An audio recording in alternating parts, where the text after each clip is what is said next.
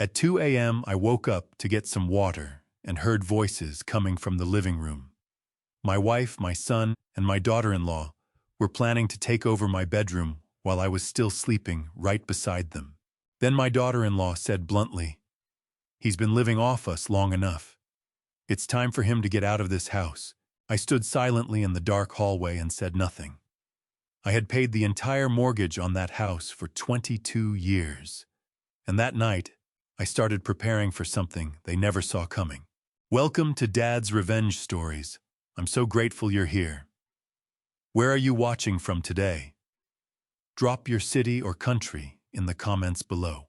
Also, please note this story includes fictional elements crafted for entertainment and valuable lessons. Any resemblance to names or places is purely coincidental, but the core message remains deeply meaningful. My name is Walter Gaines. I am 72 years old, and I have spent 44 years shaping wood into things that last. Dining tables, porch railings, kitchen cabinets with dovetail joints so tight you could not slide a playing card between them. I built things the way my father taught me in his garage in Bakersfield when I was 11 years old, slowly, deliberately, with your hands doing the thinking before your mouth ever opens. He used to say that a man who rushes a joint will spend the rest of his life watching it pull apart. I never forgot that. I applied it to everything. The wood, the work, the marriage, the family. I want to tell you about the house on Clearwater Drive in Fresno, California. A 4-bedroom craftsman with a covered porch, a detached garage, and a yard big enough that you could sit on the back steps on a June evening and hear the neighbor kids 2 streets over. I know every inch of that house the way a surgeon knows a patient. I know which floorboard in the hallway clicks at 11 pounds of pressure. I know that the kitchen window sticks in August because the frame expands in the heat, and you have to lift slightly before you push. I know these things because I built most of what is inside that house with my own hands, and I maintained everything I did not build for 22 years, without being asked and without being thanked. My wife is Diane. She is 68 years old, and she has a way of looking through a person that I used to think meant she was thinking deeply about something. It took me 40 years to understand she was simply deciding whether the person in front of her was still useful. We met in 1981 at a church potluck in Clovis. She brought a green bean casserole. I brought nothing because nobody told me I was supposed to bring something, and she laughed at that. And I thought her laugh was the most honest sound I had ever heard. I married her 14 months later in a small ceremony at St. Anthony's, and I meant every word I said at that altar. Every single one. Our son Connor is 41.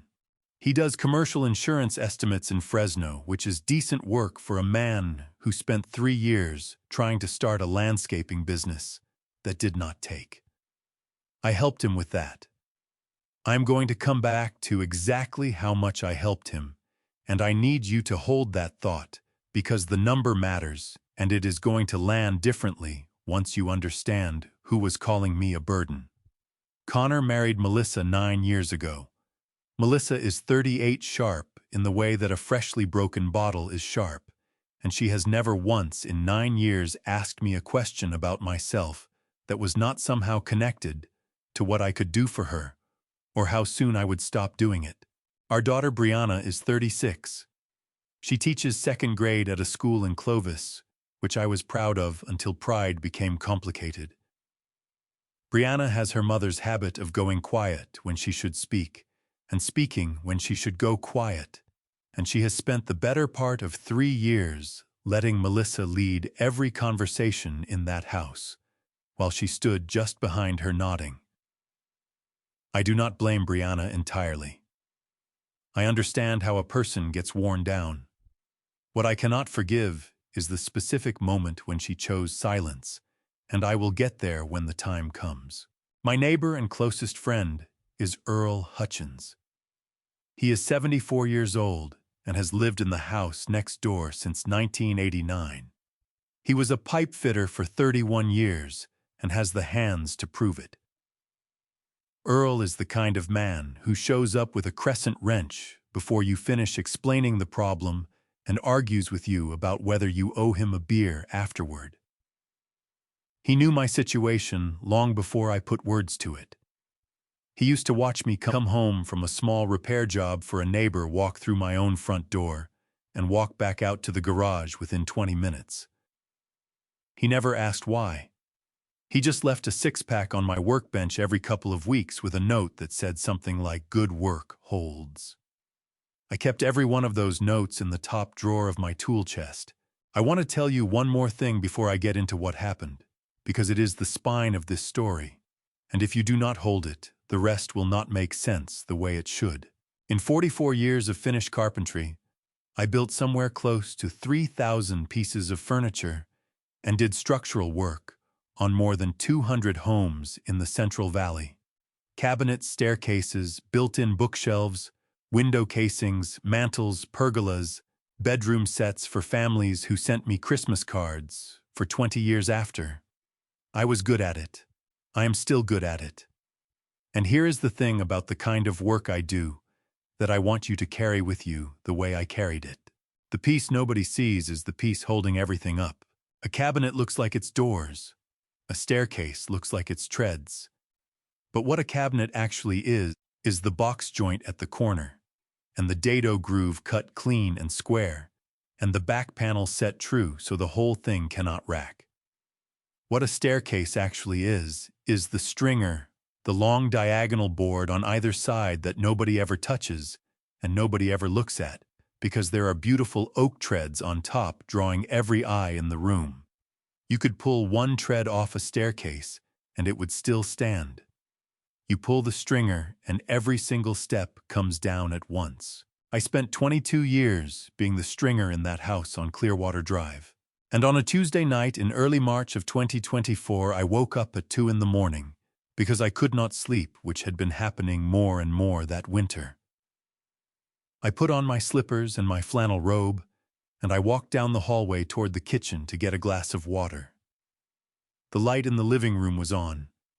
I could hear voices, Connor's low baritone, Melissa's precise, clipped sentences, and underneath both of them, the quieter sound of my wife agreeing with things. I stopped in the hallway, one hand on the wall, the floorboard under my left foot beginning to flex, and I listened. What I heard stopped the breath in my chest as cleanly as a hand pressed flat over a mouth. I stood in that hallway for what I estimate was 4 full minutes.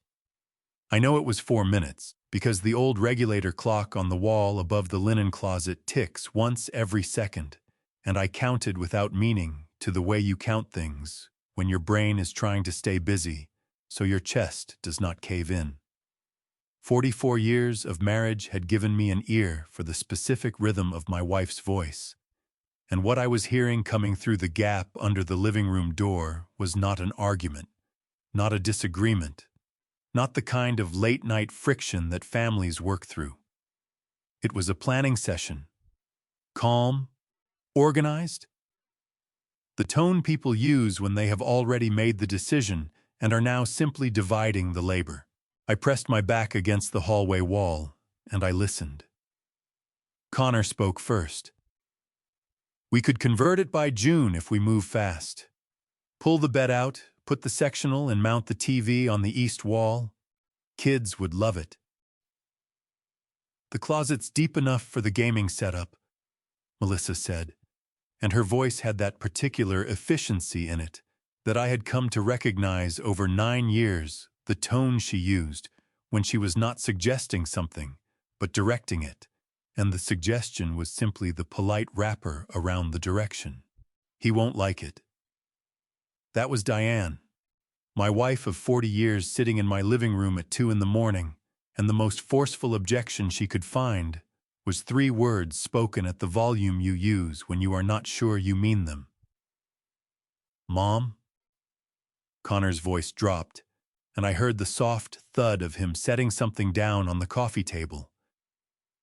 "He's 72. He doesn't need a whole room to himself.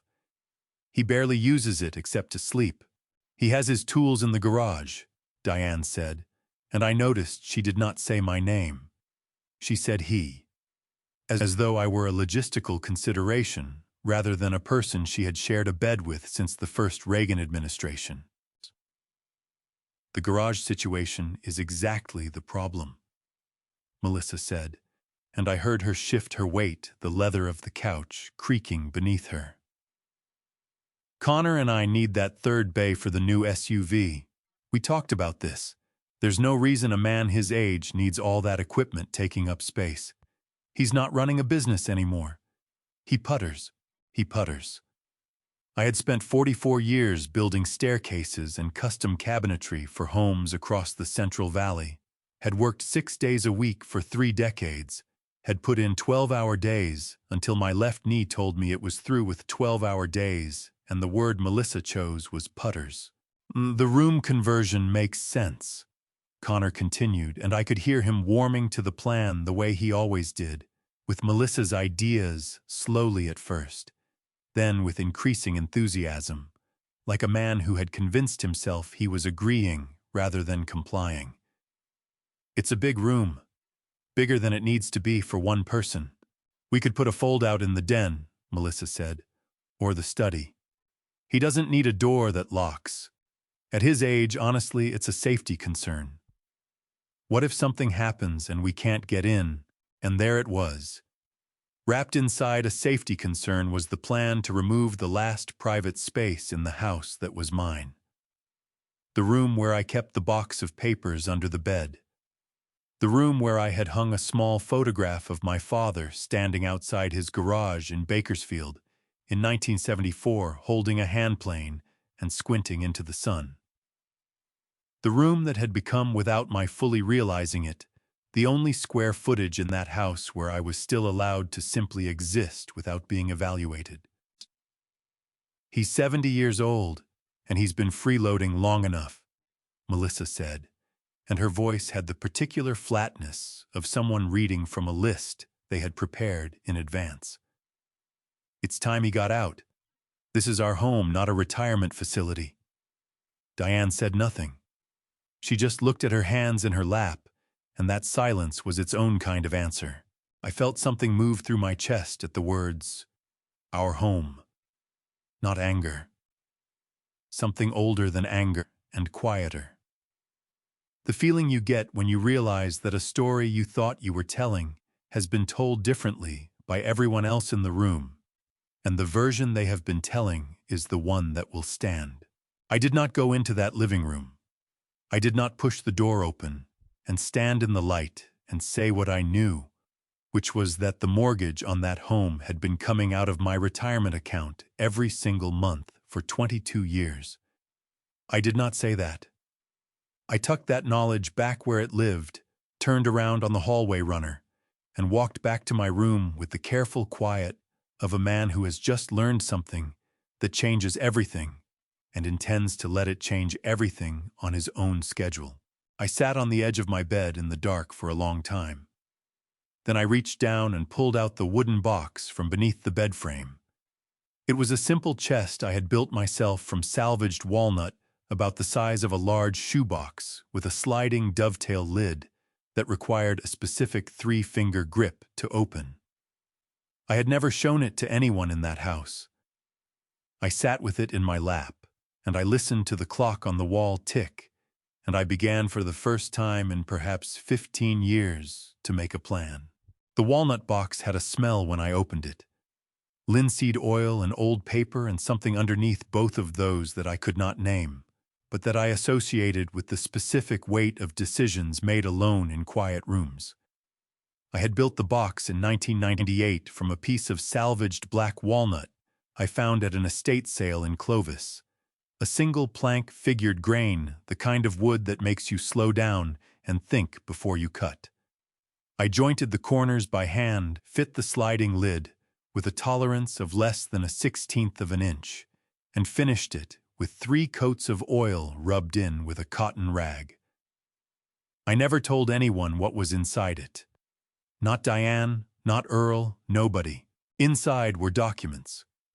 47 pages organized with the particular precision of a man who learned early that nobody was going to keep track of things for him. Bank statements going back to 2002, the original mortgage agreement on the house at Clearwater Drive, a 30-year fixed loan originated in February of 2002 at 6.1%, with my name Walter James Gaines as the sole borrower.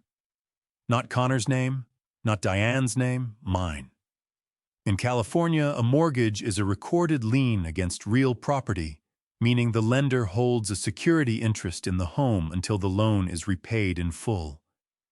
The deed of trust, which is California's equivalent of a mortgage deed, listed me as the trustor, the owner of the property, who had pledged it as collateral. I had never transferred that deed. It had simply never come up, and I had never volunteered it. I sat on the edge of my bed, and I read through those pages the way you read something you already know by heart, but need to see in print to believe again. 22 years of payments.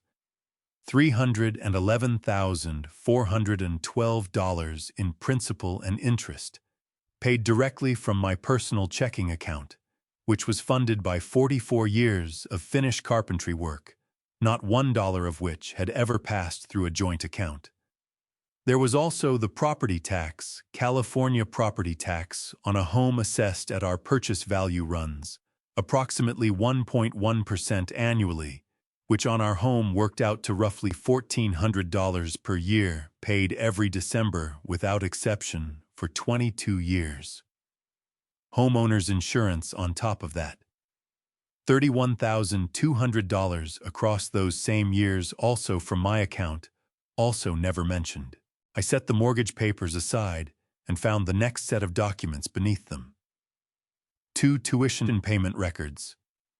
Connor had attended Fresno State for 4 years starting in 2001. His tuition, room board, and fees across those 4 years totaled $94,200. I had paid it in full in installments from a separate savings account I maintained specifically for that purpose. I had told Connor at the time that I had received a partial inheritance from my uncle in Bakersfield, which was true. The inheritance was $40,000, and I had put every cent of it toward his education and made up the remaining $54,000 from my own savings. Brianna had attended California State University, Fresno a few years later. Her costs were lower, $54,800 total, and I had paid those as well. Underneath the tuition records were 2 personal loan documents. Connor had come to me in 2016 when his landscaping business collapsed under the weight of 2 bad contracts and a partner who left with the equipment. He needed $38,000 to settle the business debts and avoid having judgments filed against him in California. An unpaid business judgment can be recorded against real property and follow a person's credit for years. I wrote him a check. He thanked me and said he would pay it back when he got on his feet. He did not pay it back. In 2019, he came again, this time for $29,000 to cover losses from a short-term investment that had not gone the way he expected. I gave him that too. I am not telling you this to indict my son. I am telling you so that when I tell you what happened at the dinner table, the arithmetic is already in your hands. I added the numbers in my head, the way I used to add board feet in the field, quickly, without a calculator, running the columns twice to make sure. The mortgage principal and interest, $311,000. Property taxes over 22 years, $30,800. Insurance, $31,200. Connor's tuition, $94,200. Brianna's tuition, $54,800. The 2 personal loans, $67,000.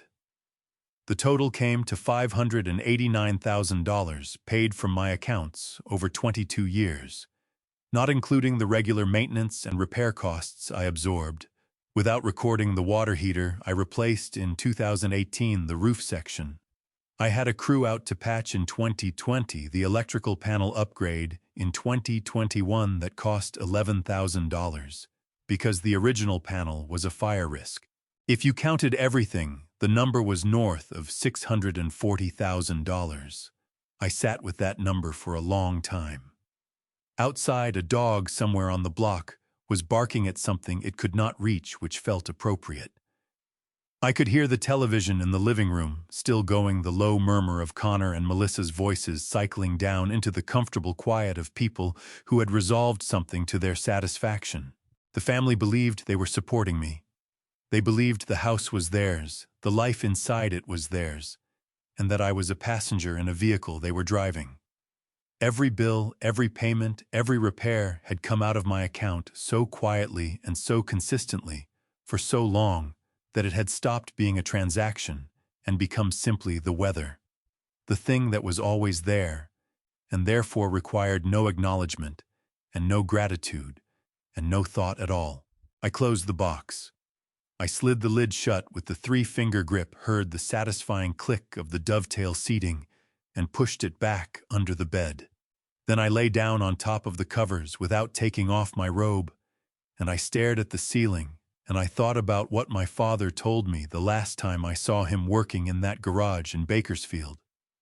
He was planing a board, pushing the tool in long, even strokes, and without looking up, he said, "Walter, a hidden joint only stays hidden until someone needs to know where it is." I was beginning to think that someone needed to know. My 72nd birthday fell on a Thursday in April. I know the exact date because I had been marking my birthdays in the same pocket calendar every year since 1987, a habit I picked up from my father, who believed that a man who does not track his own days will find himself surprised by all of them. I did not expect a party. I want to be honest about that. By the spring of 2024, I had stopped expecting most things from the people inside that house, and the ones I still expected were small enough that their absence would not leave a mark. Or so I told myself. I came downstairs that Thursday morning at 6:45 the way I always did. I put on the coffee, measured out 3 scoops of the dark roast from the can. In the cabinet, filled the reservoir to the 8-cup line and pressed the button. The kitchen smelled like every other morning. Nobody was up yet. I stood at the counter and drank my first cup, looking out the window at the backyard, where the grass needed cutting, and the old lemon tree near the fence had dropped fruit again overnight, yellow against green. I thought about going out to pick them up. I did not. By noon, Melissa had ordered a catering delivery. I heard the truck pull up from my spot in the garage where I was sharpening chisels. The back door opened and closed 4 times. I could smell something with barbecue sauce. Connor came home early, which he almost never did on a weekday, and I heard his voice in the kitchen talking to Melissa in the clipped shorthand of 2 people coordinating something they had planned in advance. I set down the chisel and the sharpening stone, and I wiped my hands on my shop rag, and I thought with a warmth I am almost embarrassed to admit that perhaps I had been wrong. I went inside to wash up. The hallway was decorated. String lights along the porch railing, paper napkins fanned out on the dining table, a cooler of drinks sitting open near the back steps. Brianna had driven up from Clovis and was setting out plates in the kitchen. She looked up when I walked in and smiled, and for 3 full seconds I felt something unlock in my chest that I had not realized I had been keeping locked. Then I read the banner. It was strung across the back porch between 2 posts. White letters on blue paper, the kind you order from the party supply store off Blackstone Avenue. It said, "Congratulations, Connor. New contract. Big win." I stood in the kitchen doorway, and I read those words twice. Connor had signed a new commercial insurance contract that week, a regional account that Melissa had mentioned at dinner 2 nights before with the specific excitement she reserved for things that affected the household income. The party was for that. The catering, the lights, the cooler full of drinks, Brianna driving 40 minutes on a weekday afternoon. All of it was for a contract signing. My birthday was not mentioned. Not by Diane, who passed me in the hallway at 3 in the afternoon and asked if I could move my truck, so the caterers had room to unload. Not by Connor, who shook hands with 3 colleagues who arrived at 4, and did not look toward the garage where I had returned to sit with my chisels. Not by Brianna, who I had believed for 3 seconds understood something. Not by Melissa, who had ordered a cake white frosting blue lettering that said Connor Gaines closing deals since day 1. I sat in the garage on my shop stool with the side door cracked 2 inches, and I listened to the party happen 20 feet away. 40 or 50 people by the sound of it. Music from a Bluetooth speaker. The specific laughter of people who have had 2 drinks and found everything funnier than it actually is. At one point, Connor gave what sounded like a toast because the voices went quiet, and then there was applause. I could not make out the words. I did not try very hard. At 6:15, I found the heel of a bread loaf in the pantry and a container of leftover soup in the refrigerator, and I carried them upstairs on a tray, and I ate alone at the small table by my bedroom window, looking down at the yard full of people celebrating my son's professional achievement in the home I had been paying for since before some of those guests were born. The soup was chicken and rice. It had gone slightly thick from sitting in the refrigerator, and I did not heat it long enough, and it was lukewarm by the time I got upstairs. I ate all of it. At 7:43, my phone rang. Earl Hutchins. I answered on the second ring. "Happy birthday, Walt," he said, his voice carrying the particular gravel of a man who had smoked for 20 years and quit for 20 more. "You eating cake down there?" I looked out the window at the lights strung along the porch railing below. "Not exactly," I said. There was a pause on the line, the kind Earl used when he already understood the situation and was deciding how much to say about it. "You eaten anything?" "Soup," I said. "Lukewarm chicken and rice." "Get your coat," Earl said. "Helen made a pot roast, and there is absolutely no reason for a man to turn 72 eating lukewarm soup out of last Tuesday's leftovers. I will be in your driveway in 4 minutes." I put on my coat. I went down the back stairs and out the side gate without walking through the party. Earl's truck was idling at the curb when I came around the corner. I got in. He pulled away from the house without a word, and I watched the string lights shrink in the passenger mirror, and I did not cry, which surprised me because my chest was doing something that had no other name than grief. Earl's pot roast that night was the best thing I had eaten in months, which tells you something about the difference between a meal made by someone who wants you at their table and a meal eaten alone over a kitchen sink. Helen Hutchins had set a place for me without being asked, pulled a chair out from the wall and put it at the corner of their table where the light was good, and did not once ask me what had happened or why I showed up on my birthday smelling like a garage. She just put food in front of me and refilled my water glass and talked to me about the lemon tree situation in her own backyard, which had been dropping fruit since February. Earl and I stayed until 10. When he drove me, neither of us said much. He pulled to the curb and left the engine running and said, "Walt, a man can absorb a lot of bad weather if he knows where the dry ground is." I thanked him and got out and went inside and went to bed. 3 days later, I found the group chat. I want to explain how it happened, because it matters that it was not snooping. I was not looking through Brianna's phone. I was not standing behind anyone reading over their shoulder. Brianna had driven back up from Clovis that Saturday to pick up a sweater she had left in the guest room, and she set her phone on the kitchen counter while she went upstairs, and I was standing at the sink rinsing a coffee mug when the screen lit up with a notification. I did not pick up the phone. I did not touch it, but the screen was facing up and the preview was long enough, and my eyes are still good enough that I read it from 4 feet away without meaning to. The notification was from a group message thread. The name of the thread was visible at the top of the preview banner, Our Home, with a small house emoji beside it. The message preview underneath showed Melissa's name and the first 40 or so characters of what she had written. It said, "Has anyone figured out how to get him to just..." That was where the preview cut off. I finished rinsing the mug. I set it upside down on the drying rack. I dried my hands on the dish towel hanging from the oven handle. I did all of this with the specific, deliberate calm of a man who has learned over 72 years that the first 10 seconds after a shock are the most important 10 seconds, because what you do in them determines everything that comes after.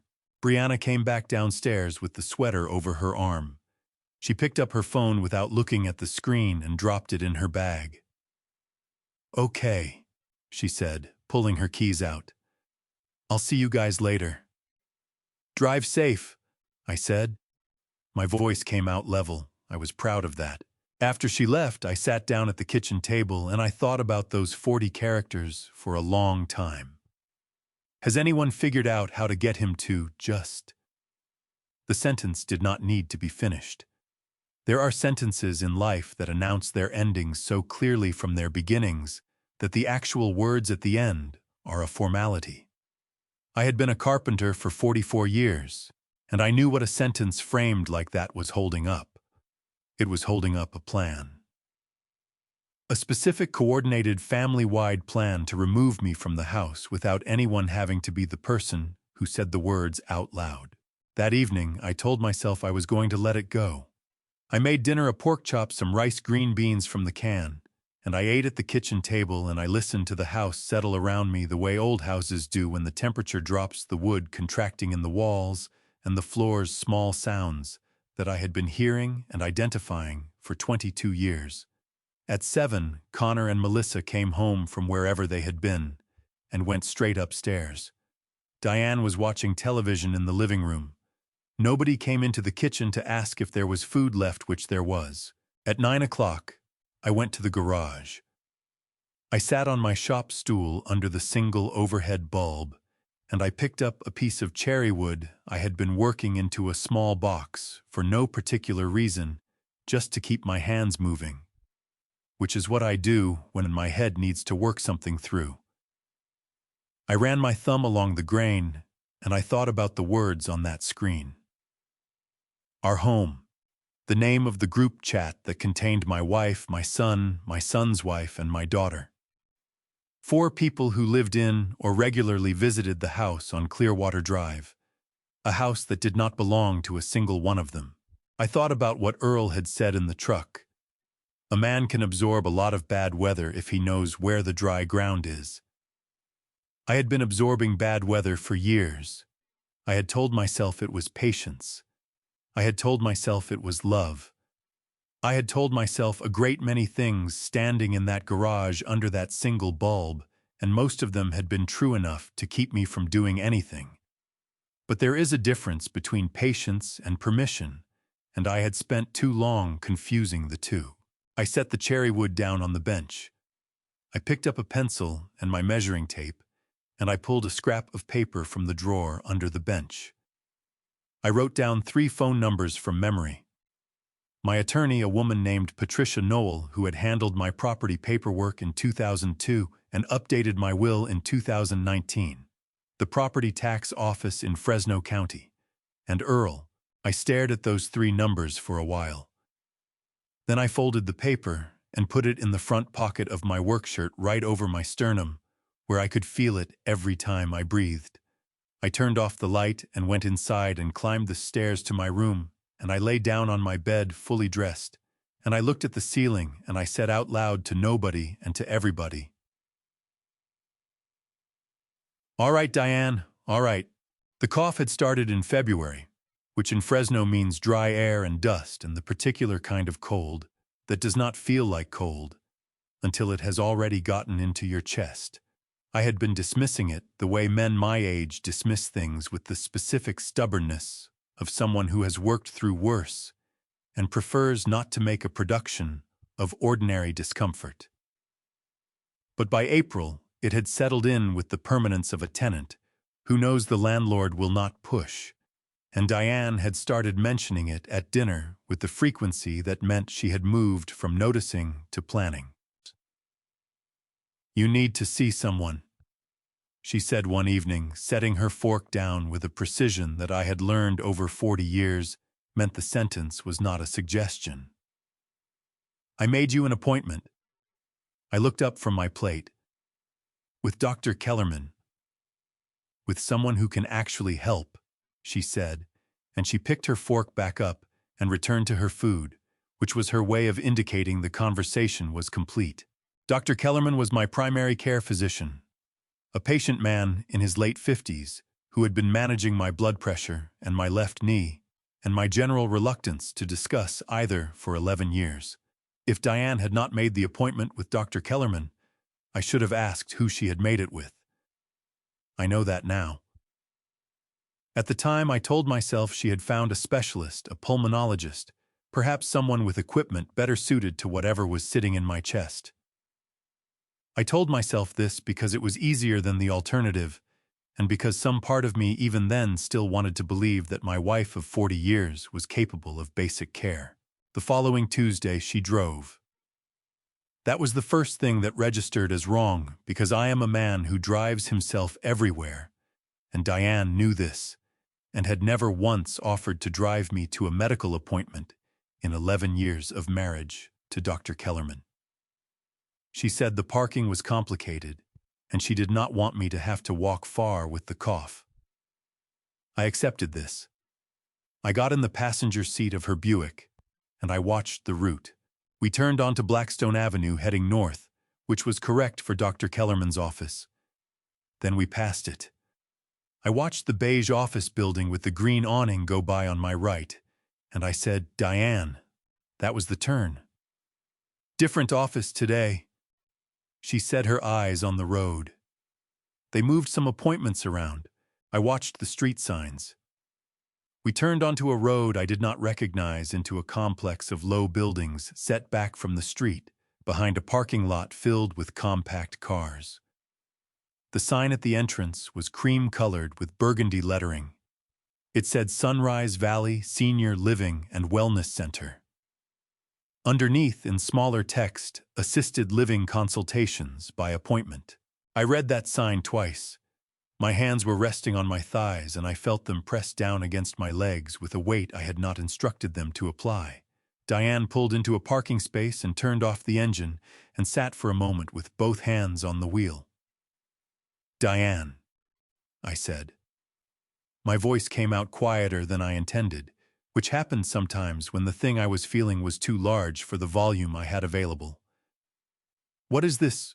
"It is just a conversation," she said, and she opened her door and got out, which told me she had rehearsed this moment and had decided that movement was better than stillness when it came to the part where she had to answer me. I sat in the passenger seat for 11 seconds. I counted them, then I got out. The lobby smelled like commercial carpet cleaner and something floral from a plug-in near the reception desk. A young woman with a lanyard smiled at us and said, "Mr. and Mrs. Gaines, welcome.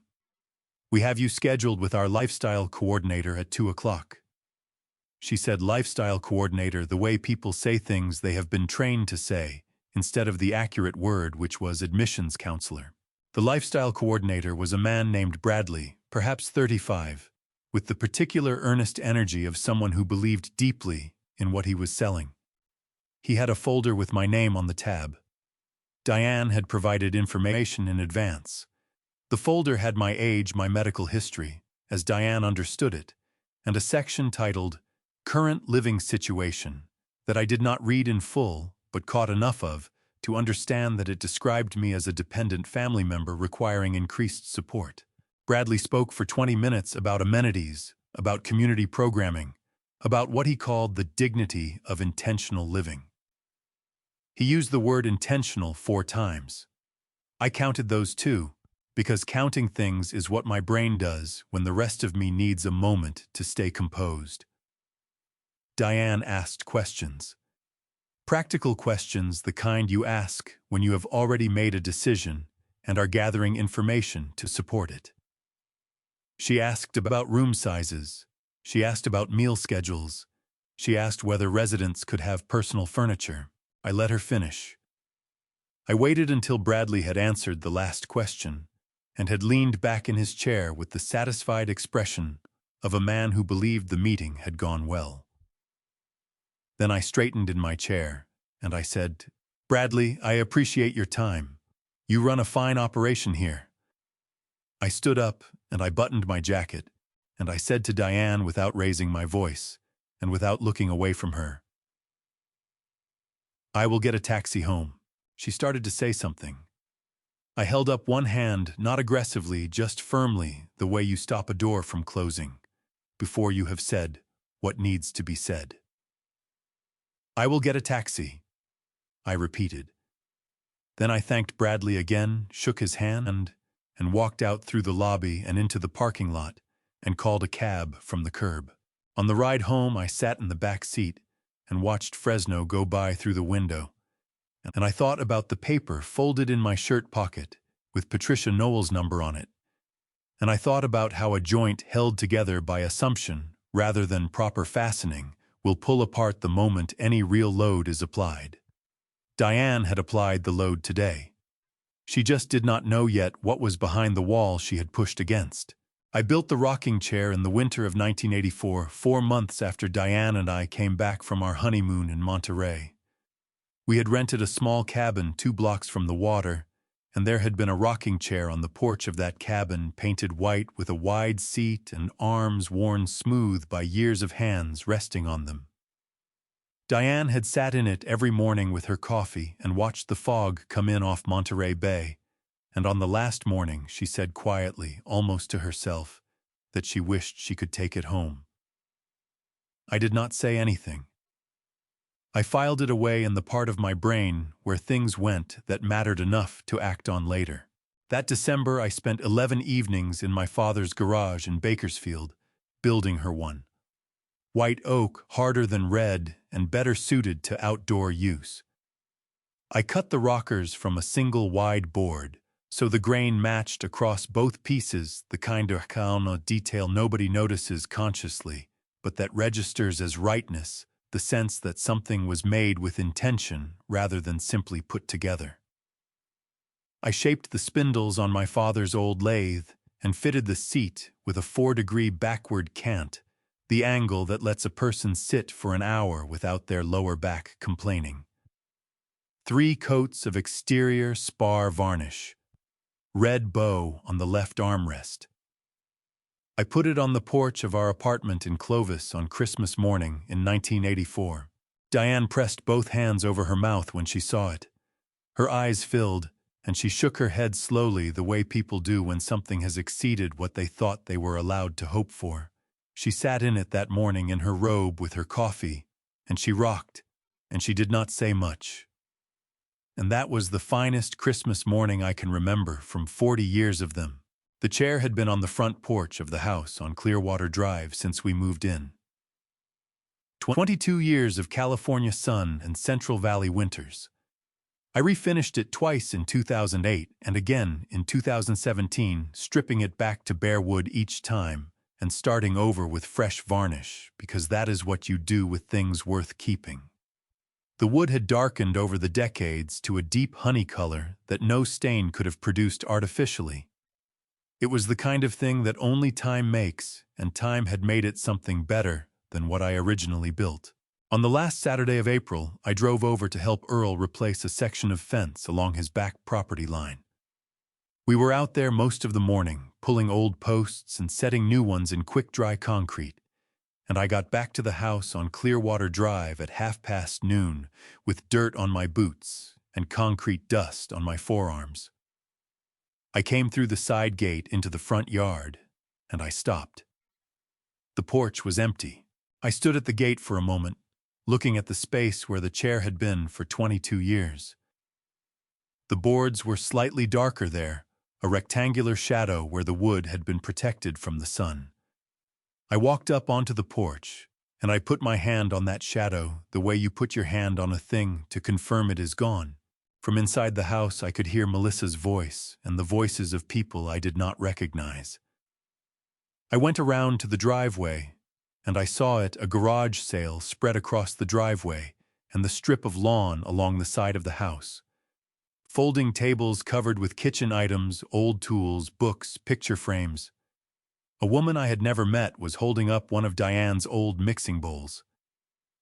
A teenage boy was looking at a socket set that I was fairly certain had come from my side of the garage, and at the end of the nearest table, sitting on the concrete with a strip of masking tape on the left armrest that said $40 in Melissa's handwriting, was the rocking chair. I walked over to it. I crouched down in front of it, and I ran my thumb along the arm where the tape was stuck along the wood grain I had chosen in 1984 from a stack of white oak boards in a lumber yard in Bakersfield. $40. 40 years of marriage and 11 evenings in my father's garage and 2 full refinishing jobs, and the expression on Diane's face on a Christmas morning in Clovis reduced to a strip of masking tape and a number written in marker. Melissa came around the corner of the house carrying a cardboard box. She saw me crouching by the chair, and her expression went through 3 things quickly before settling on impatience. "Oh, Walter, I meant to mention this. We were clearing out some stuff. The porch looked cluttered." I stood up slowly, my left knee taking its time the way it always did when I had been crouching. I looked at her and I said, "Melissa, I built that chair for Diane in 1984. It is not clutter." She shifted the cardboard box to her other hip. "It's old," she said. "The finish is peeling." The finish was not peeling. I had refinished it in 2017, and it was in excellent condition. Besides, Mom said it was fine. I looked toward the front door. Diane was standing just inside the screen visible through the mesh, watching. She did not come out. She lifted one shoulder in something that might have been a shrug and let it fall, and then she turned and walked back into the house, back into the cool, dim interior, away from the porch, where the chair she had loved for 40 years was sitting with a $40 sticker on it. I straightened up. I walked into the garage and I closed the door behind me, and I sat on my shop stool and I put my face in both hands. And I stayed that way for a long time, breathing through my palms, feeling the concrete dust still on my forearms against my cheeks. I did not cry. My chest was doing that thing again, the thing that had no proper name, that was grief and anger and something that felt almost like clarity pressing up through the middle of both. When I lifted my face from my hands, I knew with the particular certainty of a man who has finally stopped negotiating with himself that I was done waiting. Thanksgiving in America is the one day of the year when the size of a table tells you everything you need to know about where you stand in a family. I had been setting that table on Clearwater Drive for 19 consecutive years. Not just sitting at it, setting it. I knew where the good tablecloth was kept, the ivory one with the embroidered border that Diane's mother had given us in 1987. I knew which leaves to pull from the hall closet to extend the table to its full length. I knew that the third chair from the left wobbled on its front right leg and needed a folded piece of cardboard underneath to sit level. I had been the man who knew those things for 19 years, and knowing them had felt, without my ever examining it too closely, like a form of belonging. In the days after the garage sale, I had kept my distance from the noise of the house. I did the things I had always done: maintained the furnace filter, replaced a washer in the kitchen faucet that had been dripping since September, checked the weather stripping on the garage door before the temperature dropped. I did these things not out of habit, but out of a deliberate choice to let the house continue running while I figured out what came next. I had called Patricia Noel's office and left a message with her assistant. I was waiting to hear back. Melissa's parents arrived from Phoenix the Wednesday before Thanksgiving. Her father was a man named Gerald Broad, through the shoulders, with the particular confidence of someone accustomed to being the loudest voice in any room he entered. Her mother was Carol, small and quick-eyed, who assessed every surface she encountered with the thoroughness of a building inspector. They arrived in a rented SUV at 4 in the afternoon, and by 6, Gerald had rearranged the living room furniture to his satisfaction, and Carol had gone through the refrigerator and written a list of things she felt were missing. I stayed in the garage that evening. I was working on the small cherry box I had been shaping for weeks, running a card scraper along the interior corners to clean up the shoulder lines. Earl came by at 7 with 2 cups of coffee from the gas station on Shields Avenue. The good dark roast they kept in the pump thermos, not the watery stuff from the carafe. He handed one through the side door without coming in, which was his way of checking on me without making a production of it. Gerald's in there rearranging furniture, I told him. Earl wrapped both hands around his cup. I know. I could hear him from my driveway. He looked at me for a moment. You doing all right, Walt? I am figuring something out, I said. Getting close. He nodded once, the slow nod of a man who understood that close meant something specific and did not require elaboration. He finished his coffee and left the cup on my workbench and went back through the gate. Thanksgiving morning. I came downstairs at 6:30 the way I always did. The kitchen was already occupied. Carol was at the stove managing 3 things simultaneously with the efficiency of a woman who cooked large meals and expected credit for it. She looked up when I came in and said, "Coffee's made," which was the entirety of her acknowledgement of my presence in my own kitchen. By noon, the house was full. Gerald and Carol, Connor and Melissa, Brianna, who had driven up from Clovis with a boyfriend I had not met before, a quiet young man named Patrick, who shook my hand carefully and looked relieved when I did not require conversation.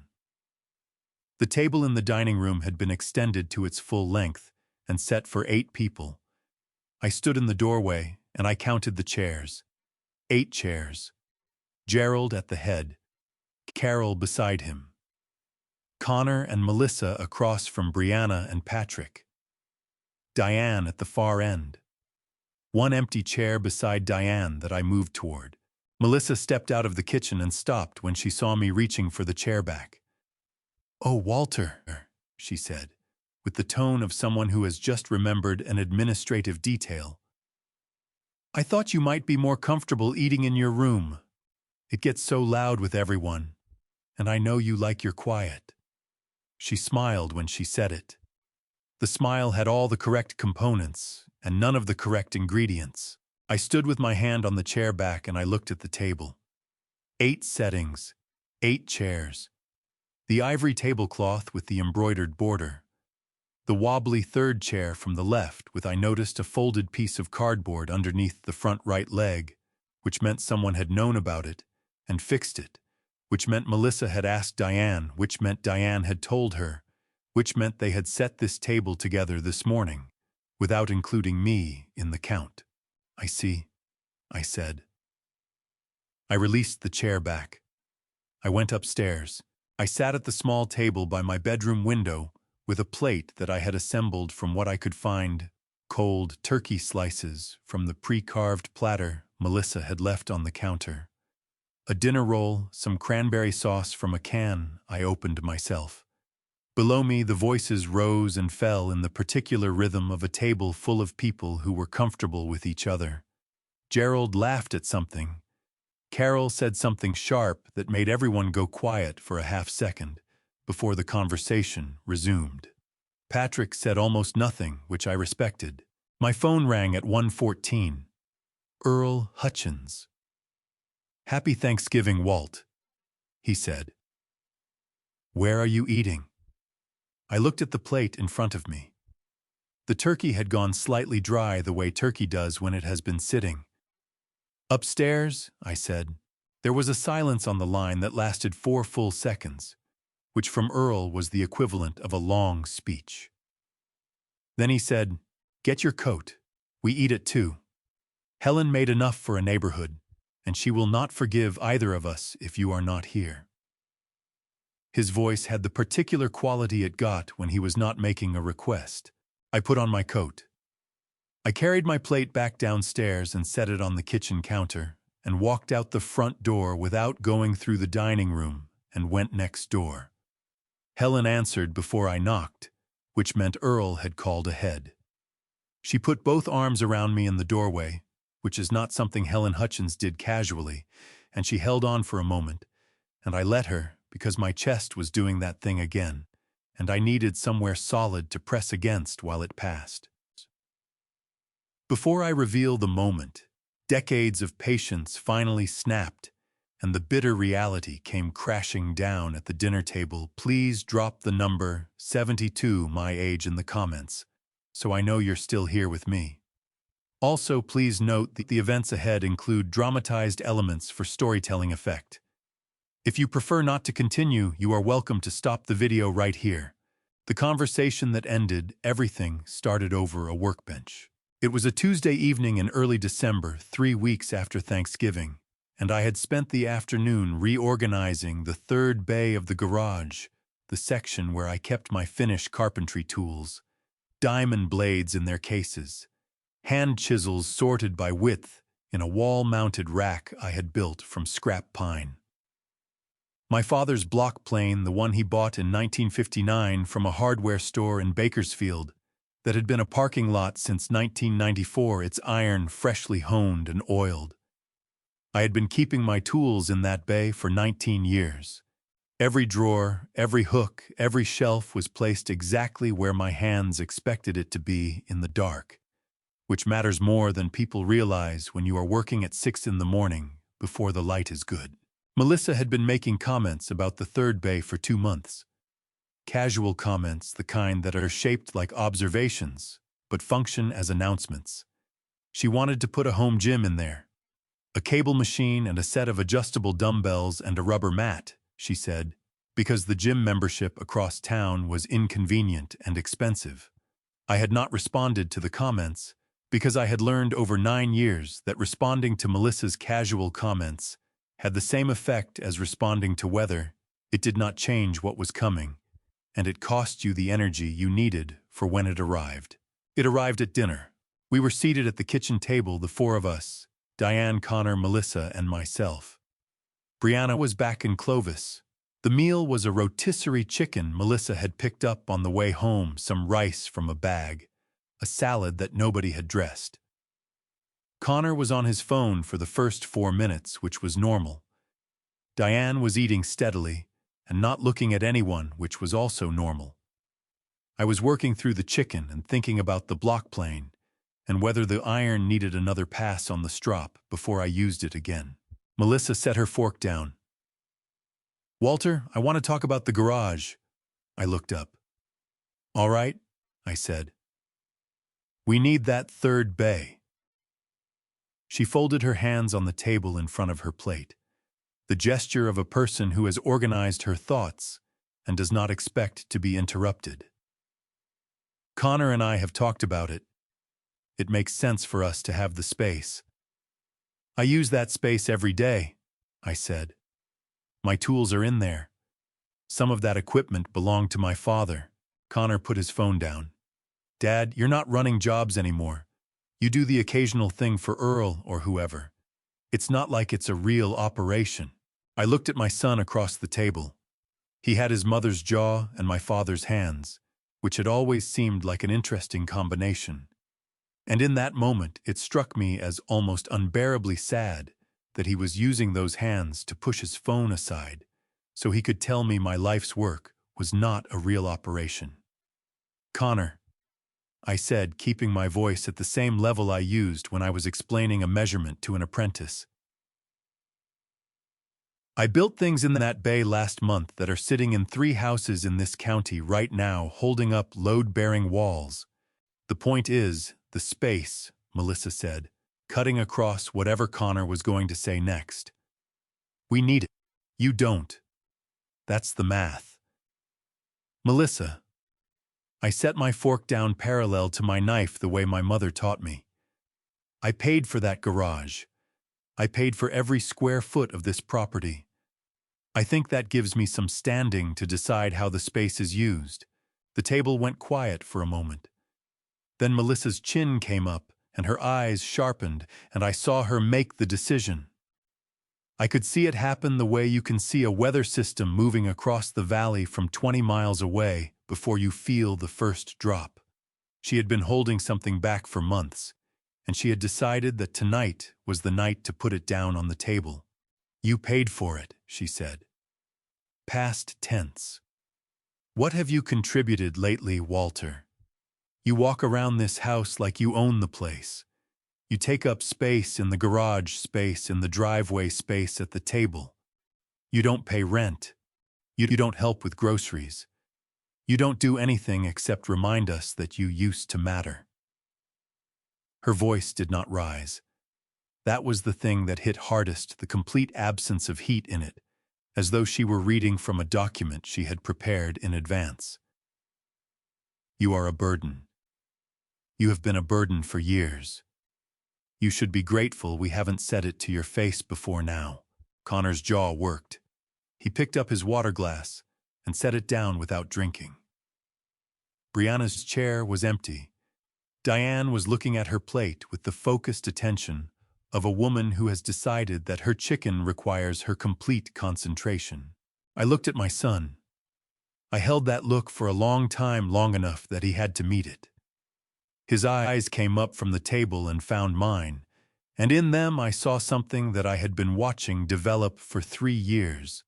Not cruelty, not indifference, but the particular exhaustion of a man who has been choosing the easier thing for so long that the easier thing has become the only thing he knows how to choose. "Connor," I said, "do you believe that—" He opened his mouth. He closed it. He looked at Melissa, then back at me. Then he picked up his phone and looked at the screen and said, "Dad, I just think maybe it's time we had a real conversation about the arrangements here." I nodded. I picked up my fork. I finished the rest of my meal in the time it took for the table to understand that I was not going to say anything else that evening, and then I folded my napkin, placed it beside my plate, pushed my chair back, and went upstairs. The suitcase had been packed for 4 days. I want to be honest about that. I had not packed it in anger after dinner. I had packed it the previous Friday morning, methodically, before anyone else was awake, pulling clothes from the closet in the specific order a man uses when he is not planning to come back.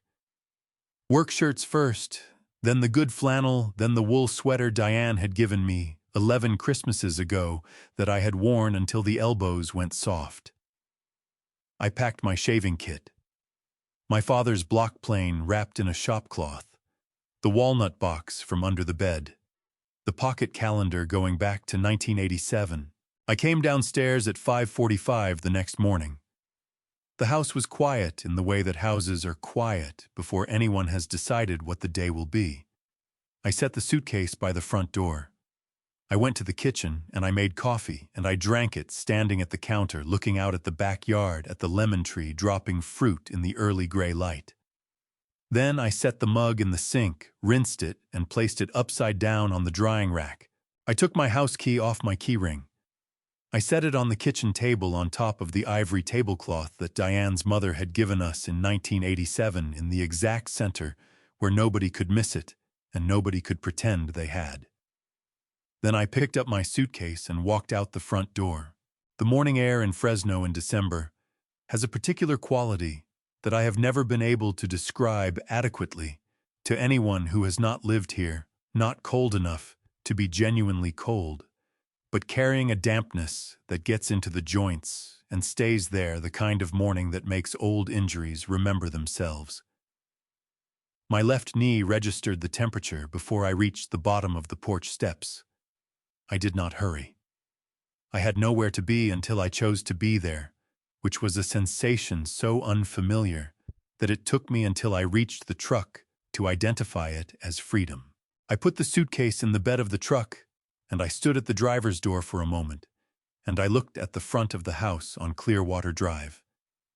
22 years I had lived inside those walls. I had replaced the front door in 2009, solid mahogany mortise and tenon construction, a door that would outlast everyone currently sleeping behind it by a generation if they maintained it properly. I had built the window casings in 2004 from clear vertical grain fir, back when you could still find it at the lumber yard on Ventura, without paying a premium that made the math impossible. The porch railing I had rebuilt in 2018 after a dry rot section gave way under Gerald's considerable weight during a summer visit, which nobody had mentioned to me, but which I had noticed and repaired the following weekend, while the family was at a birthday party in Clovis. I stood there for perhaps 2 minutes, long enough for the morning birds to start their conversation in the lemon tree by the fence, and I thought about what my father had told me the last time I watched him work in that garage in Bakersfield. He was draw-knifing a chair leg, pulling the blade toward himself in smooth, controlled strokes, and he said without looking up, "A man who builds something and then walks away from it has not lost it. The thing he built is still standing. It will be standing when he is not." I got in the truck. I did not look in the rearview mirror when I pulled away from the curb. Not because I was afraid of what I would feel, but because I had already felt it thoroughly in the months between March and December, and I had nothing left to learn from looking backward. The street was empty. A sprinkler 3 houses down was running on a timer, throwing arcs of water across a lawn in the gray morning light. The automatic thing doing what it had always done regardless of who was watching. I drove to the Extended Stay America on North Blackstone Avenue, where I had reserved a room the previous Friday morning. The same morning I had packed the suitcase before anyone in the house was awake, with the same methodical advance planning I had applied to the walnut box and the call with Patricia Noel that was scheduled for Thursday morning. At the front desk, a young man named Trevor, according to his name tag, handed me a key card and told me checkout was at 11, and the continental breakfast ran until 9:30. I thanked him and carried my own bag to the room and set the suitcase on the luggage rack and the walnut box on the nightstand, and my father's block plane on the small table by the window, still wrapped in its shopcloth. I called Earl at 7:15. He answered on the first ring, which meant he had been awake and had seen my name on the screen and had been waiting. That was Earl. 29 years of living next door, and he had never once required an explanation before deciding to pick up. "Walt," he said. "I left," I said. A pause. Not the pause of a man processing surprise, but the pause of a man who had been expecting a phone call and was now confirming the content matched his expectation. "You all right?" "I am better than I have been in 6 years." I said, which was true, and which surprised me by being true even as I said it. "You need anything?" "Not today," I said. "But I wanted you to know." "So did I know," Earl said. "I saw the truck was gone when I got the paper." Another pause, shorter this time. "Walt, it was time." "Yes," I said. It was time.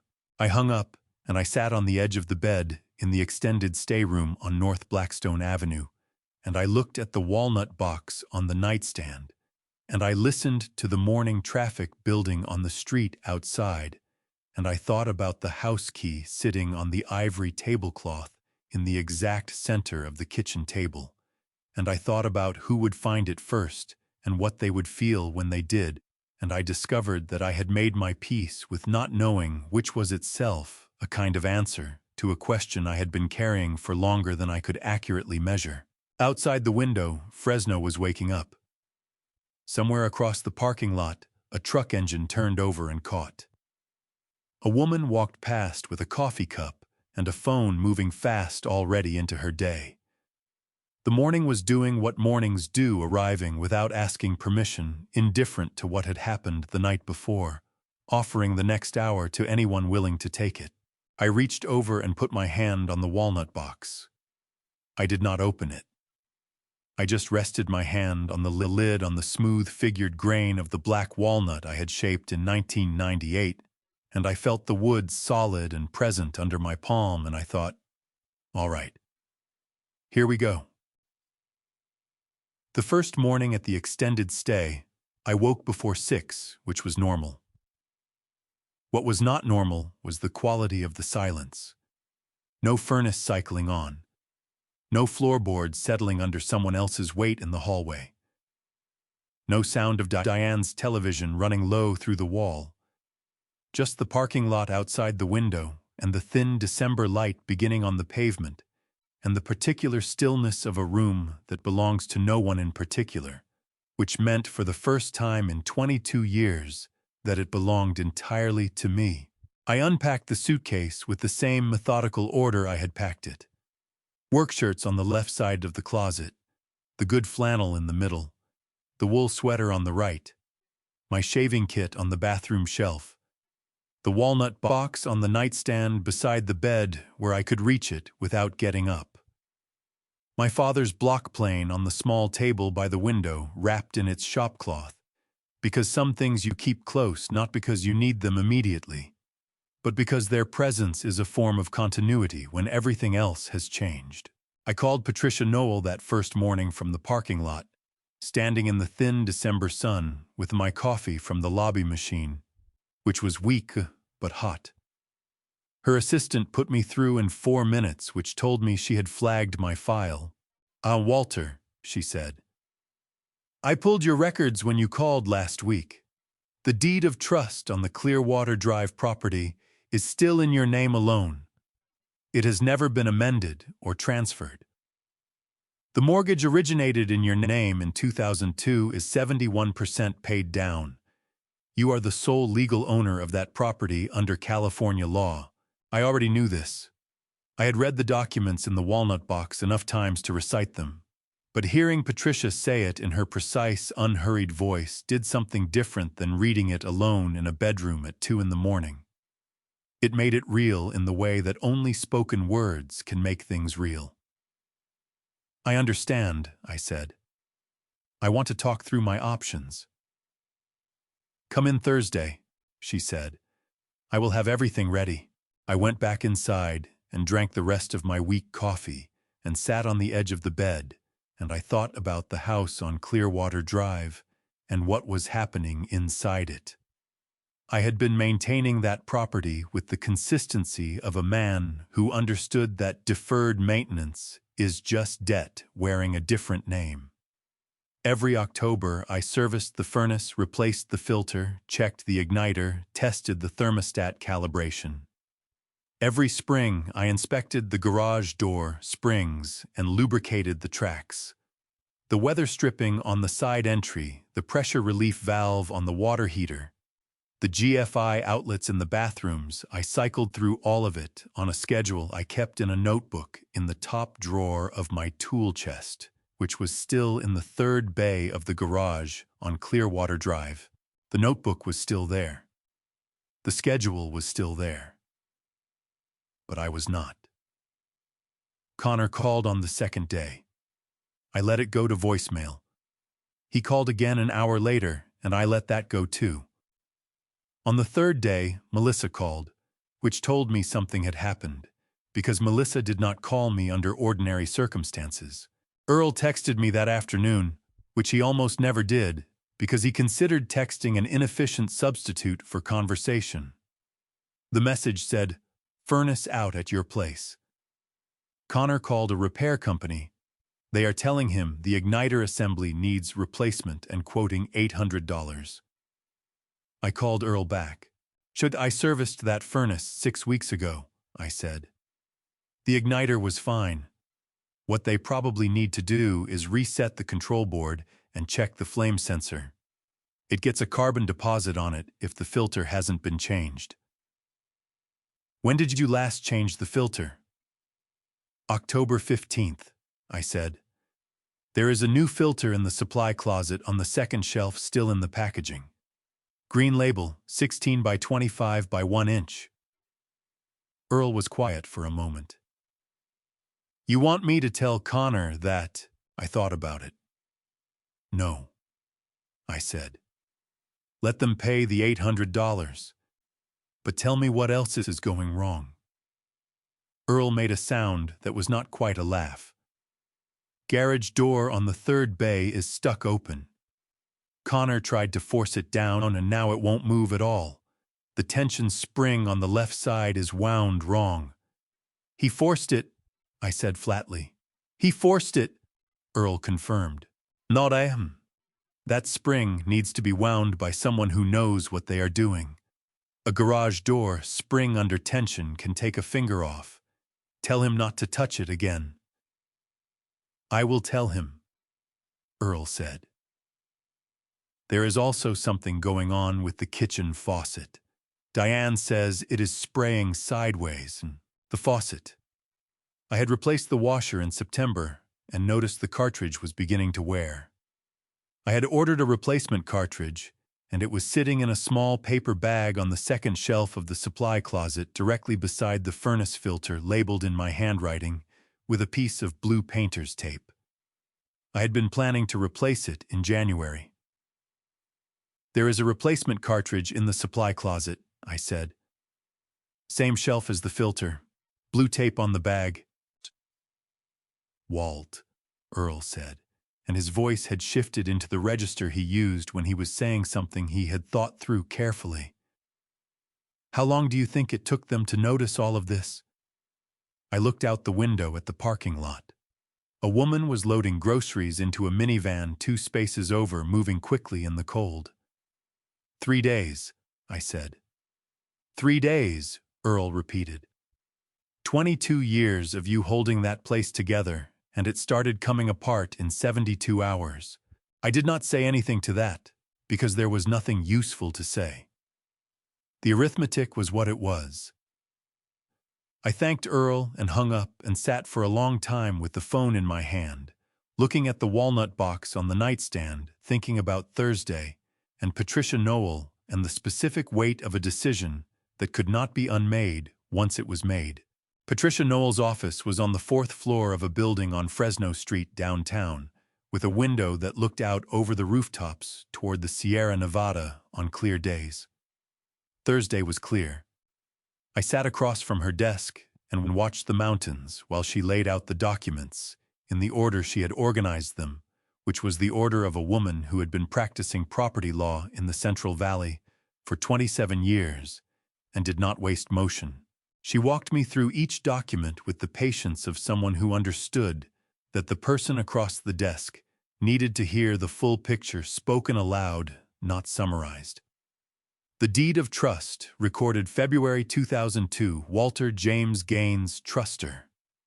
The mortgage account, current balance $138,000, sole obliger, Walter James Gaines. The property tax records 22 consecutive years of payments, all originating from account ending in 4471, which was my personal checking account, and had never been a joint account. She stacked them in a neat pile on her side of the desk when she was done and folded her hands on top of them and looked at me. Walter, she said, what do you want to accomplish? I had been thinking about that question since I called her the previous week. I had turned it over in the parking lot of the extended stay, and in the weak light of the kitchenette in the mornings, and in the particular darkness of 2 in the morning, when the answers to things are either very clear or completely inaccessible, and nothing in between. I want to stop paying for a house I am not welcome in, I said. And I want to do it in a way I can live with. She nodded once. You have several options. You can continue paying and formalize the arrangement with a written lease. You can serve them notice to vacate under California Civil Code, Section 1946, which requires 60 days, written notice for a month-to-month tenancy. You can sell. She paused. Or you can do nothing, which I do not recommend, but I include it for completeness. One, I want to sell, I said. I had known that since the parking lot of the extended stay on the morning I booked the room. I had simply needed to sit with it long enough to make sure I knew it for the right reasons and not the wrong ones. Patricia did not flinch or congratulate me or offer an opinion. She picked up her pen and made a note. I will refer you to a real estate agent I trust. The market in that corridor is active. A 4-bedroom craftsman in that condition will move quickly. She looked up. Where will you go? This was the part I had been waiting to tell someone. I have a place, I said. I have had it for 12 years. The cabin at Bass Lake had started as a mistake. In 2012, I had driven up to Madera County to look at a salvage job on a property near the water old-growth pine framing from a structure being demolished, the kind of material you cannot buy anymore and cannot replace when it is gone. The salvage did not work out, but on the way back, I had stopped at a property the realtor mentioned in passing, almost as an afterthought. 2 acres, 2 bedrooms, a covered porch facing the water, and a detached structure that had been a boat storage shed and had good bones and excellent natural light. The price was $180,000. I bought it for cash 3 weeks later from my personal savings, which had been accumulating in a separate account for 20 years, because I had always lived as though my expenses were lower than they were, which they were because I had been quietly absorbing the larger ones on behalf of people who did not know they were being carried. I had spent the first 2 years repairing the structure. New roof on the main cabin sistered the floor joists where they had sagged.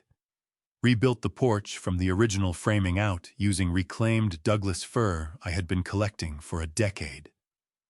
The detached shed I converted into a proper workshop, concrete floor, insulated walls, a dust collection system I built from components, and a set of fluorescent shop lights on a switched circuit. I had been going up on weekends for 12 years, sometimes alone, sometimes with Earl doing the work, the way I had always done work slowly, correctly, without announcing it to anyone. I moved in properly on a Saturday in mid-December. I backed my truck up to the cabin door and unloaded what I had brought from the extended stay, which was not much, because most of what I owned and needed was already there. Tools. Books. The small cherry box I had been shaping for months, which I set on the workbench in the shop, and finished that first afternoon in 2 hours of uninterrupted quiet that felt like the first 2 hours of genuine quiet I had experienced in years. My neighbor Dorothy Ellison appeared at the porch steps at 4 in the afternoon, carrying a pan of cornbread wrapped in a dish towel. She was 70 years old and had lived on the lake road since 1991 and had the particular directness of a woman who has spent 30 years in a small community and has no interest in performing niceties she does not mean. "You are the one who's been fixing this place up," she said. It was not a question. 12 years, I said. She held out the cornbread. "It shows. Welcome properly." She looked past me into the cabin for a moment, taking in the rebuilt porch, framing the refinished floors, the new window casings I had fitted the previous spring. "Man who builds like that," she said, "builds like he intends to stay." "I intend to stay," I said. She nodded once, the nod of a woman who considered that settled, and went back down the path toward her own place. I stood on the porch with the cornbread warm through the dish towel, and I looked out at Bass Lake in the December light, the water flat and silver and absolutely still. And I breathed in the cold pine air, and I felt something in my chest unclench that had been clenched for so long I had forgotten it was not supposed to be that way. Connor called that evening at 6:47. I watched the phone light up on the workbench beside the cherry box, and I let it ring. Connor called 11 times over 4 days before I answered. I want to be clear about why I waited. It was not cruelty, and it was not indifference. It was the same reason you let a piece of green wood sit in the shop for a season before you work it, because material that has not had time to settle will move on you after you have already committed the joint, and there is no fixing that once it happens. Connor needed time to sit with the silence before he was ready to hear anything I had to say. And I needed time to be certain that when I spoke I was speaking from the resolved part of myself rather than the wounded part. On the 4th day, Earl called me at 7 in the morning from his driveway, which meant he was standing outside in the December cold because he did not want Helen to hear the conversation. "Connor came over last night," he said. He was looking for the repair manual for the furnace. I told him it was probably in the supply closet with the filters. He went back to the house and called me an hour later. Earl paused. Walt, he found the notebook. I set down my coffee. Outside the cabin window, the lake was pale gray in the early light, absolutely flat, the kind of surface that holds a reflection so perfectly that you lose track of which direction is up. Where did he find it? I said. Top drawer of your tool chest in the garage. He was looking for a wrench set and pulled the wrong drawer. Another pause. He read the whole thing, Walt. He called me at midnight. He was crying so hard I could barely make out what he was saying. The notebook was a standard composition book, black and white cover, the kind you buy at any drugstore for $2. I had filled 7 of them over 44 years. This one covered the last 11 years, from 2013 to the present, and it was written in the small, precise handwriting I had developed, doing site measurements where clarity matters more than speed. Every page was dated. Every entry recorded what I had earned that week from finished carpentry work, what had gone out of my personal account for the mortgage payment, the property taxes, the insurance premium, and any maintenance or repair costs I had absorbed that month. In the margins occasionally, I had written other things. Not complaints, observations, the kind of thing a man writes when he has no one to say it to. March 2019. Connor's second loan cleared today. $38,000 the first time, $29,000 this time. He does not know I sold the table saw to cover the difference. I will buy another one when the account recovers. He looked relieved when I told him it was handled. That was enough. June 2021 replaced the electrical panel today, $11,000. The old one was a fire hazard Federal Pacific stab lock, a brand known for breakers that fail to trip during overloads, which means the circuit stays live when it should cut. I had been watching it for 2 years. Connor does not know it happened. He was in Sacramento for a conference. I scheduled the electrician for a Tuesday so nobody would be home. November 2022. Brianna's car needed a transmission. She called Diane. Diane told her to figure it out. I called the shop and put $4,200 on my card. Brianna thinks Diane arranged it. I did not correct this. The last entry written the week before I packed the suitcase said I have never regretted a single dollar of any of this. I want that on the record somewhere, even if the only person who reads it is me. What I regret is allowing the arrangement to become invisible. A cost that nobody has ever had to acknowledge cannot be appreciated. It can only be assumed. And once it is assumed long enough, it disappears. And then you disappear with it. Connor called me at noon on the 4th day. I answered on the 2nd ring. He did not say hello. What he said in a voice that had been through something, and not all the way out the other side yet, was, "Dad, the table saw." "I bought a replacement," I said. "A used one. It is fine." "When did you sell it?"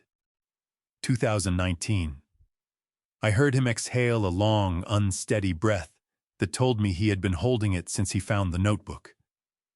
"The electrical panel," he said. "Federal Pacific stab lock," I said. "It was a fire hazard. It needed to be done." "You spent $11,000 on our electrical panel, and you never said a word." There was nothing to say. It needed doing, and I did it. "Dad." His voice cracked on the word, a clean break, the way green wood breaks differently than dry wood, with more noise and more damage. "Brianna's transmission. You paid for Brianna's transmission. She needed her car. She thought Mom arranged it." I know. There was a silence on the line that lasted long enough that I checked to make sure the call had not dropped.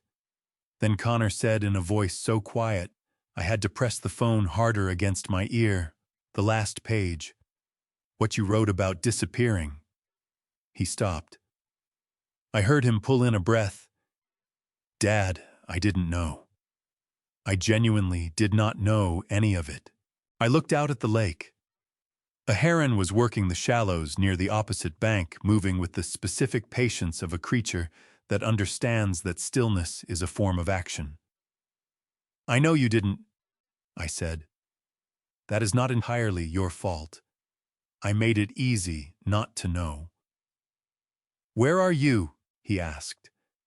Are you all right? I am at Bass Lake, I said. I have a cabin here. I am completely all right. I heard the sharp intakes of breath that told me this information had landed hard. I have had it for 12 years, Connor.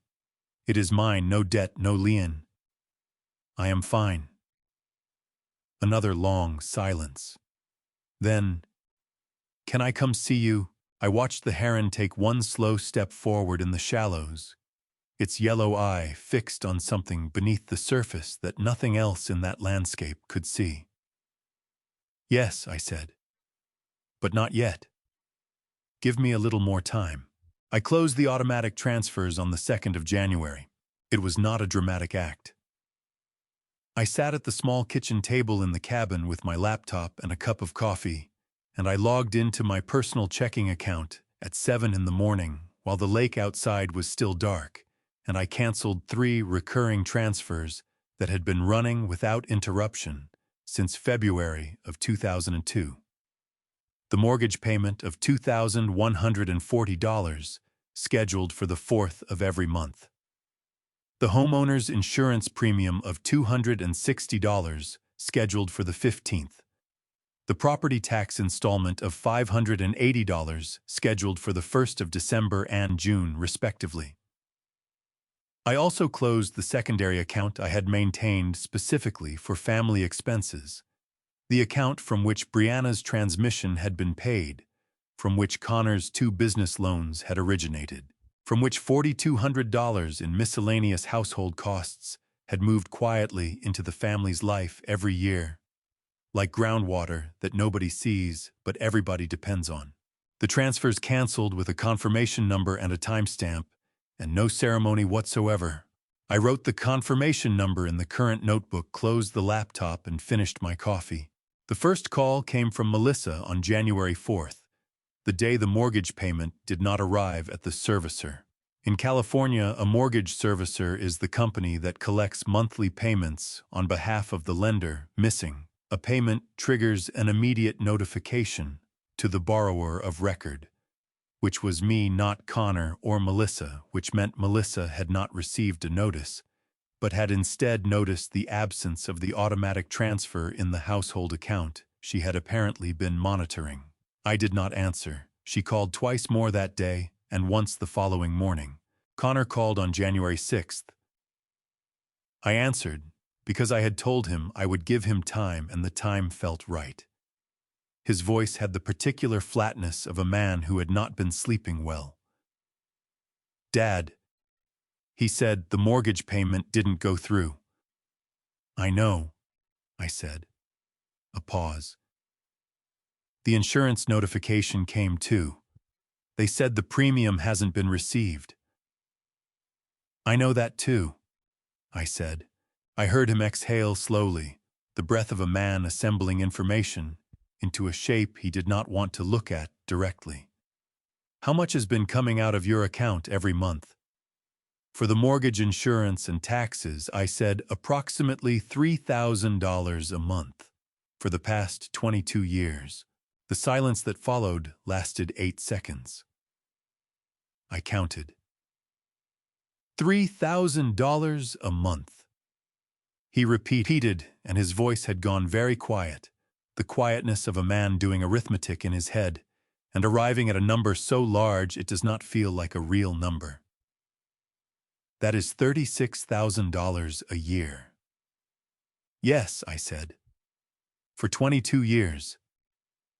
Yes, another silence. Then, Dad, I need to ask you something, and I need you to tell me the truth. His voice had shifted into a register I recognized from when he was 8 years old and had broken something and was deciding whether to admit it. The house.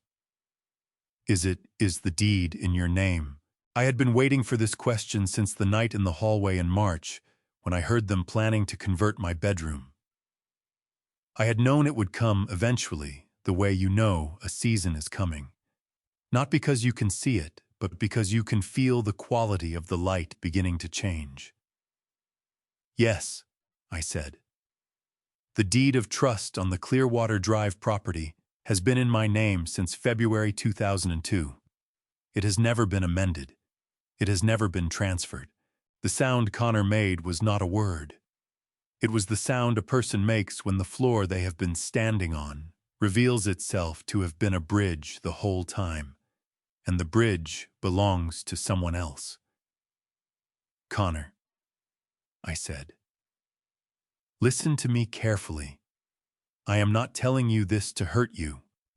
I am telling you because you asked, and because you deserve to understand the full picture of what the last 22 years actually looked like. Melissa is going to, he started. Well, I know what Melissa is going to do, I said. She is going to be furious. She is going to say I deceived you. She is going to contact a lawyer. I paused.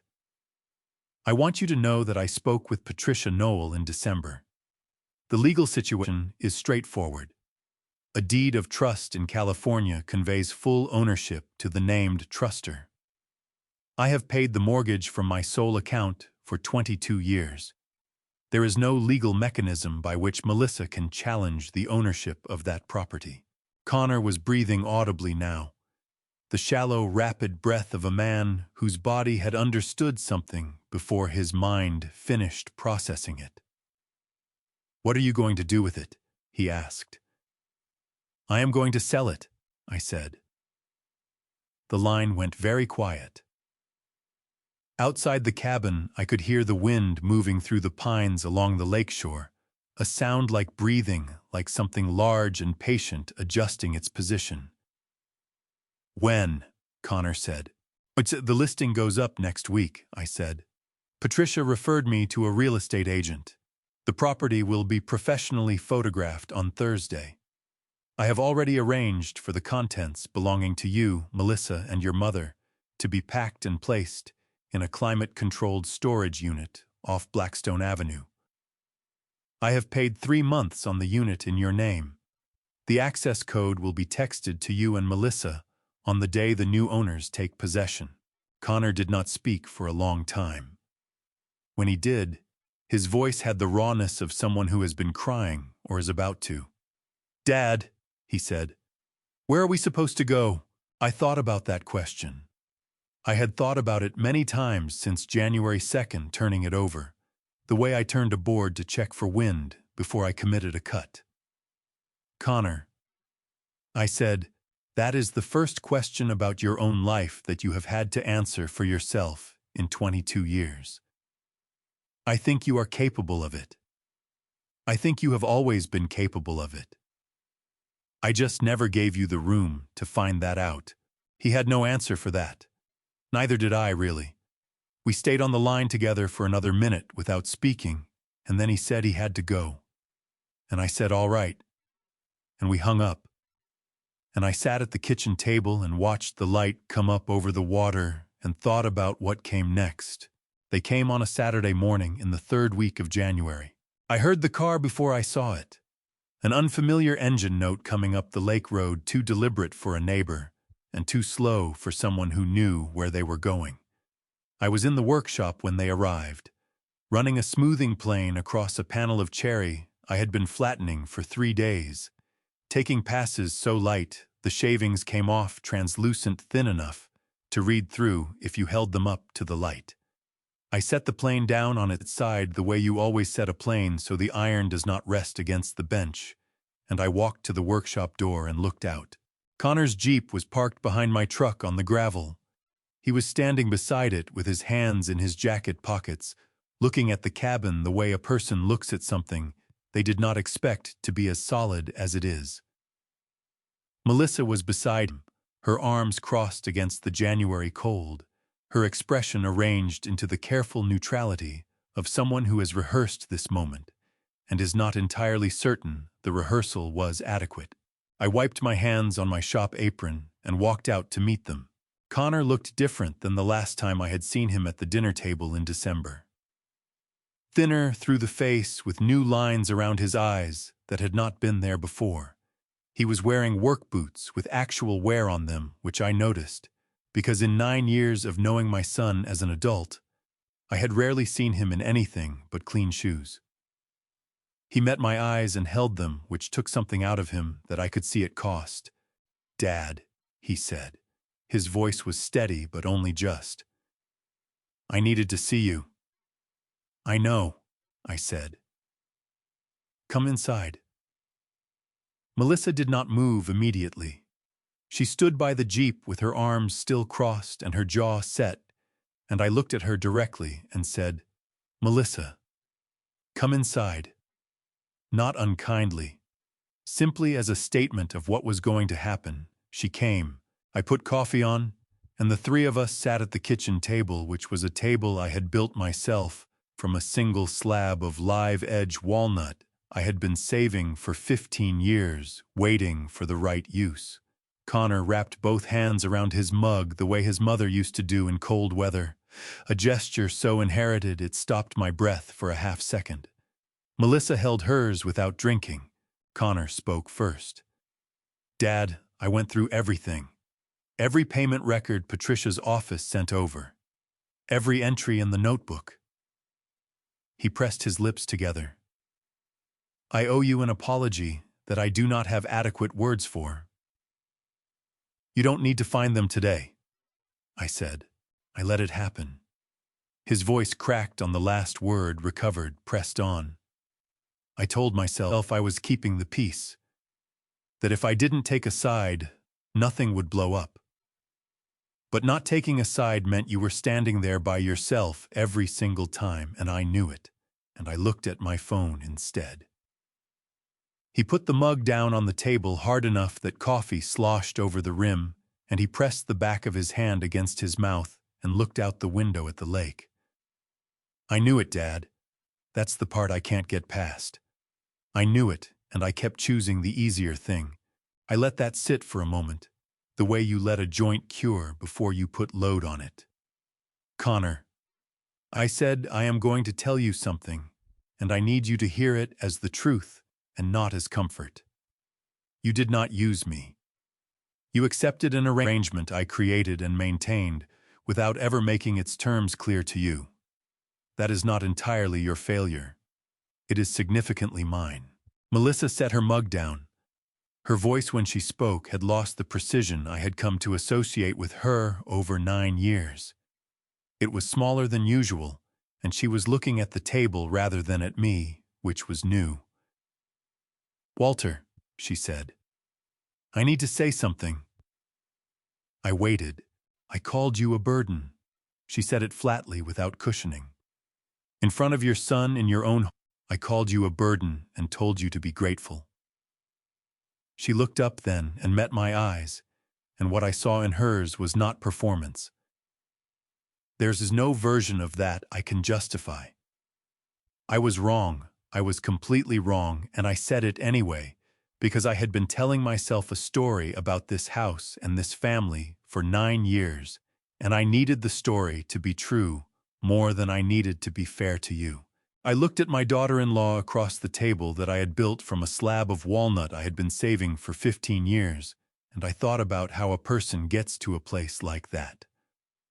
How you construct a narrative about a situation and then defend the narrative instead of examining it. Because examining it would require you to see things about yourself that are uncomfortable. I understood the mechanism. I had used it myself in different ways for different reasons. "I heard you," I said.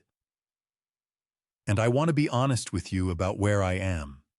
I do not have the anger you might expect me to have. What I have is something that is going to take longer than this morning to resolve." I looked at Connor, then back at Melissa. "I forgave you both before you got out of that car. Forgiveness is the straightforward part. Trust is the thing that is built slowly the way good work is built, and we are at the beginning of that, not the end. Connor wiped his eyes with the back of his wrist. Dad, he said. Come back. Come home. I shook my head once. Not harshly. The way you decline something, you have already made peace with declining. Connor. I said, you did not push me out of the house. You pushed me out of a role I had been playing for 22 years. The man who holds everything up from underneath, without being seen or asked or thanked. That role I have retired from. This cabin is my home now. These 2 acres and this workshop and that lake out there. I looked at the window. The water was silver in the winter light, utterly still. I am not leaving. Melissa made a sound that was not quite a word. She pressed her fingers against her mouth and her shoulders pulled inward, and she looked for the first time in 9 years of knowing her like someone who had set down something very heavy and was not entirely sure her legs would hold without it. Then what do we do? Connor asked. You figure out what your life actually costs, I said. And then you build one that you can carry yourselves. I will be here. I am not disappearing. But I am done being the foundation you stand on without knowing I am there. Brianna called on a Wednesday and asked if she could come up on Saturday. She did not ask the way people ask when they want permission. She asked the way people ask when they have already made a decision and are extending the courtesy of a heads up. I recognized the pattern because it was mine. I had been doing the same thing my entire working life, informing rather than requesting, because a man who phrases every intention as a question will spend his life waiting for answers that never fully arrive. That Brianna had inherited it was something I had never noticed until I heard it in her voice on the phone, and noticing it did something complicated to my chest that I did not entirely have words for. She arrived at 10 in the morning, driving her own car, a blue Civic, with a dent in the rear quarter panel she had been meaning to fix since August. She came up the porch steps carrying a cardboard box wrapped in brown paper, the kind of careful wrapping that takes time and means something about how the person feels about what is inside. She set it on the porch railing, and she looked at me with her mother's jaw and my father's eyes, which was a combination I had always found difficult to look at directly. And she said, I need to talk to you before you open that. All right, I said. Come sit down. We sat in the 2 Adirondack chairs I had built the previous spring from white cedar positioned to face the lake. Dorothy had waved from her porch across the road when Brianna pulled in, which was Dorothy's way of indicating she was aware of events without inserting herself into them. A pair of mergansers were working the near-shore diving and surfacing in a rhythm that had no apparent logic from the outside, but clearly made complete sense to them. Brianna laced her fingers together in her lap and looked at the water for a moment. Then she said, I want to tell you why I didn't say anything. Not as an excuse, as the truth, because I think you deserve the truth more than you deserve a clean apology that leaves the actual thing out. Go ahead, I said. She pulled in a breath. I told myself for 3 years that I was staying neutral, that it wasn't my place to get between you and Connor and Melissa, that if I said something, it would make things worse. She turned to look at me directly, and her eyes were dry, but the effort of keeping them that way was visible in the tension around them. But that wasn't it. The real reason was that agreeing with Melissa was easier than disagreeing with her. And disagreeing with Mom was something I had never in my life successfully done without paying for it for weeks afterward. So I chose the easy thing, and I dressed it up as neutrality, and I let you stand there alone in that kitchen, and I looked at my hands. I thought about the dinner table in December. Brianna's empty chair, she had not been there, which I had not examined closely enough. She had arranged not to be there, which was its own kind of choice, and she was telling me she knew that. I hear you, I said. I took the photographs down, she said. Her voice dropped on the last word, landed quietly the way a heavy thing lands when it has been carried a long distance. I want to be honest about that. Melissa asked me to help her redecorate the main floor last spring. She said the walls looked cluttered, and I took them down. Your wedding photo. The one of you and Mom at Yosemite in 1989. The portrait from the studio where you all wore blue. She stopped. I put them in a plastic bin under the stairs, and I told myself it was just a household task, and I went home to Clovis and I didn't think about it again until Connor told me what you wrote in the notebook. She pressed her lips together hard.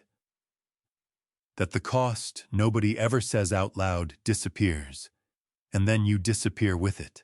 The lake was very quiet. One of the mergansers surfaced 20 feet from shore and shook the water from its head in a quick, violent motion and dived again. I watched it, and I thought about what Brianna had just given me, which was not an apology shaped to make herself feel better, but an accounting shaped to make me feel seen, and those are not the same thing, and the difference mattered enormously. Brianna, I said, open the box. She stood and unwrapped the brown paper, carefully folding it at the creases, the way our mother had always folded wrapping paper, to save it, a habit Brianna had apparently kept without realizing it. Inside the box, packed in tissue paper, were the photographs. All of them. Our wedding photo, Diane and I on the steps of St. Anthony's in Clovis in 1982, her in the dress her mother had altered 3 times to get the shoulders right. The Yosemite photo from 1989, the 2 of us on the valley floor with half dome behind us, squinting into the summer light.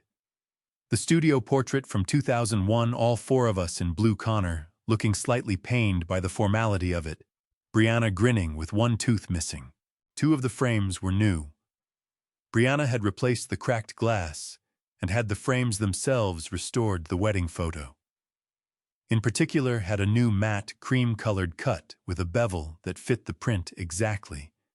She had paid for it herself. I found the receipt in the bottom of the box, later $47 from a frame shop in Clovis, paid on a Tuesday afternoon, 2 weeks after Connor had called her about the notebook. I held the wedding photo, and I looked at Diane at 26 years old on those church steps, and I felt the particular grief of loving someone across a distance that has no remedy, because the distance is not geography, but time, and time only moves in one direction. I set the photo carefully on the porch railing, and I looked at my daughter. Thank you, I said. Not for the frames, though the frames are beautiful, for the true account. That is harder to give than a clean apology, and it means more. Brianna's breath came out in a long, unsteady release, and she pressed both hands flat against her thighs, the way she had done since she was 4 years old, when she was trying not to cry in front of someone. Her chin pulled tight. I'm sorry, Dad, she said, and her voice finally broke on the last word, a clean, single fracture, and she pressed her lips together and looked at the lake. I reached over and put my hand over both of hers, where they were pressed flat against her legs. I did not say anything for a moment. I let the lake do the work the way it always did, the sound of the water moving against the shore, patient and continuous and indifferent to human error in the best possible way. You are here now, I said finally. That counts. Connor came back in February alone, this time on a Saturday morning when the light over Bass Lake had the particular quality it gets in the second month of the year, thin and pale and honest, the kind of light that shows everything without flattering anything. He had texted the night before asking if he could come, and I had texted back 2 words, anytime. That was the first time I had meant those 2 words without qualification in longer than I could accurately remember. He arrived at 9 and found me in the workshop, which was where he expected to find me. What he did not expect was the rest of it. Marcus Webb was at the bench along the east wall, cutting dovetails on a small box he had been working on for 3 weeks. He was 29 years old, broad through the shoulders, with the particular focus of someone doing precise work they have learned to love. Beside him were 3 teenagers from the group home in Oakhurst that Dorothy had connected me with in January, a program for kids aging out of the foster care system, 16 and 17 years old, learning a trade before the state stopped providing their housing. They were rough-cutting stock on the bandsaw, in rotation 1 working, while the other 2 watched the way you teach when the machine is loud, and attention is the first skill you are actually building. Connor stood in the workshop doorway for a moment without coming in. I watched him take it in the smell of fresh sawdust and linseed oil, the sound of the bandsaw cycling down, the 3 teenagers stepping back to let the next one approach Marcus, holding a dovetail up to the shop light and tilting it to check the fit. I crossed the shop and shook my son's hand, which felt slightly formal, but also correct the way some moments require a formality that ordinary days do not. I introduced him to Marcus first. Marcus wiped his hand on his apron and shook Connor's hand and said, "Your dad taught me how to read grain direction. Changed the way I think about everything I build." Connor looked at me. I looked at Marcus. He learned faster than anyone I have taught. I said, which was true. I introduced the 3 teenagers.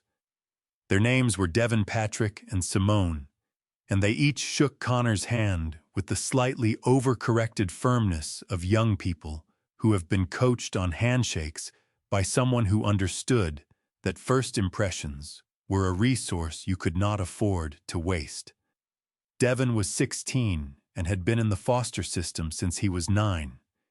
He had the steadiest hands of the 3 and a natural feel for the bandsaw that I had been working to develop rather than interrupt. Patrick was 17 and thought in shapes rather than measurements, which made him occasionally imprecise but often surprising. Simone was 16 and asked more questions than the other 2 combined, which was the most useful quality a young woodworker could have. Connor watched the 3 of them return to the bandsaw, and he watched Marcus return to his dovetails, and then he turned to me with an expression I could not entirely read, but that had several things moving through it in sequence. "How long has this been happening?" he asked. "The kids from Oakhurst started in January," I said. "Dorothy knew the program coordinator. Marcus has been coming up on weekends since October." I handed Connor a spare apron from the hook by the door. "Put that on. You can help me flatten this panel." He put on the apron without argument, which told me something about where he was now compared to where he had been in December. I showed him how to use the winding sticks, 2 parallel strips of wood placed across a panel to reveal any twist in the surface, a method unchanged since the 18th century, and still the most reliable way to see what a machine cannot tell you. Connor placed them carefully at either end of the cherry panel and crouched to sight across them. And I watched the moment when his eye caught the slight wind in the surface, the left stick higher than the right by a fraction that would have been invisible without the reference. "There," he said, pointing. "There," I confirmed. "Now you know where to take the material." We worked alongside each other for an hour, Connor manning the scrub plane on the high spots, while I followed with the smoother, and Devin came over at one point and watched for a few minutes, and then asked if he could try the scrub plane, and Connor stepped aside and showed him the grip and the angle, and Devin made 3 passes that were rough but in the right direction, and Connor said, "Good, feel how it wants to go with the grain rather than against it." And Devin tried again, and the plane ran cleaner, and Devin grinned with the specific pleasure of a physical skill clicking into place.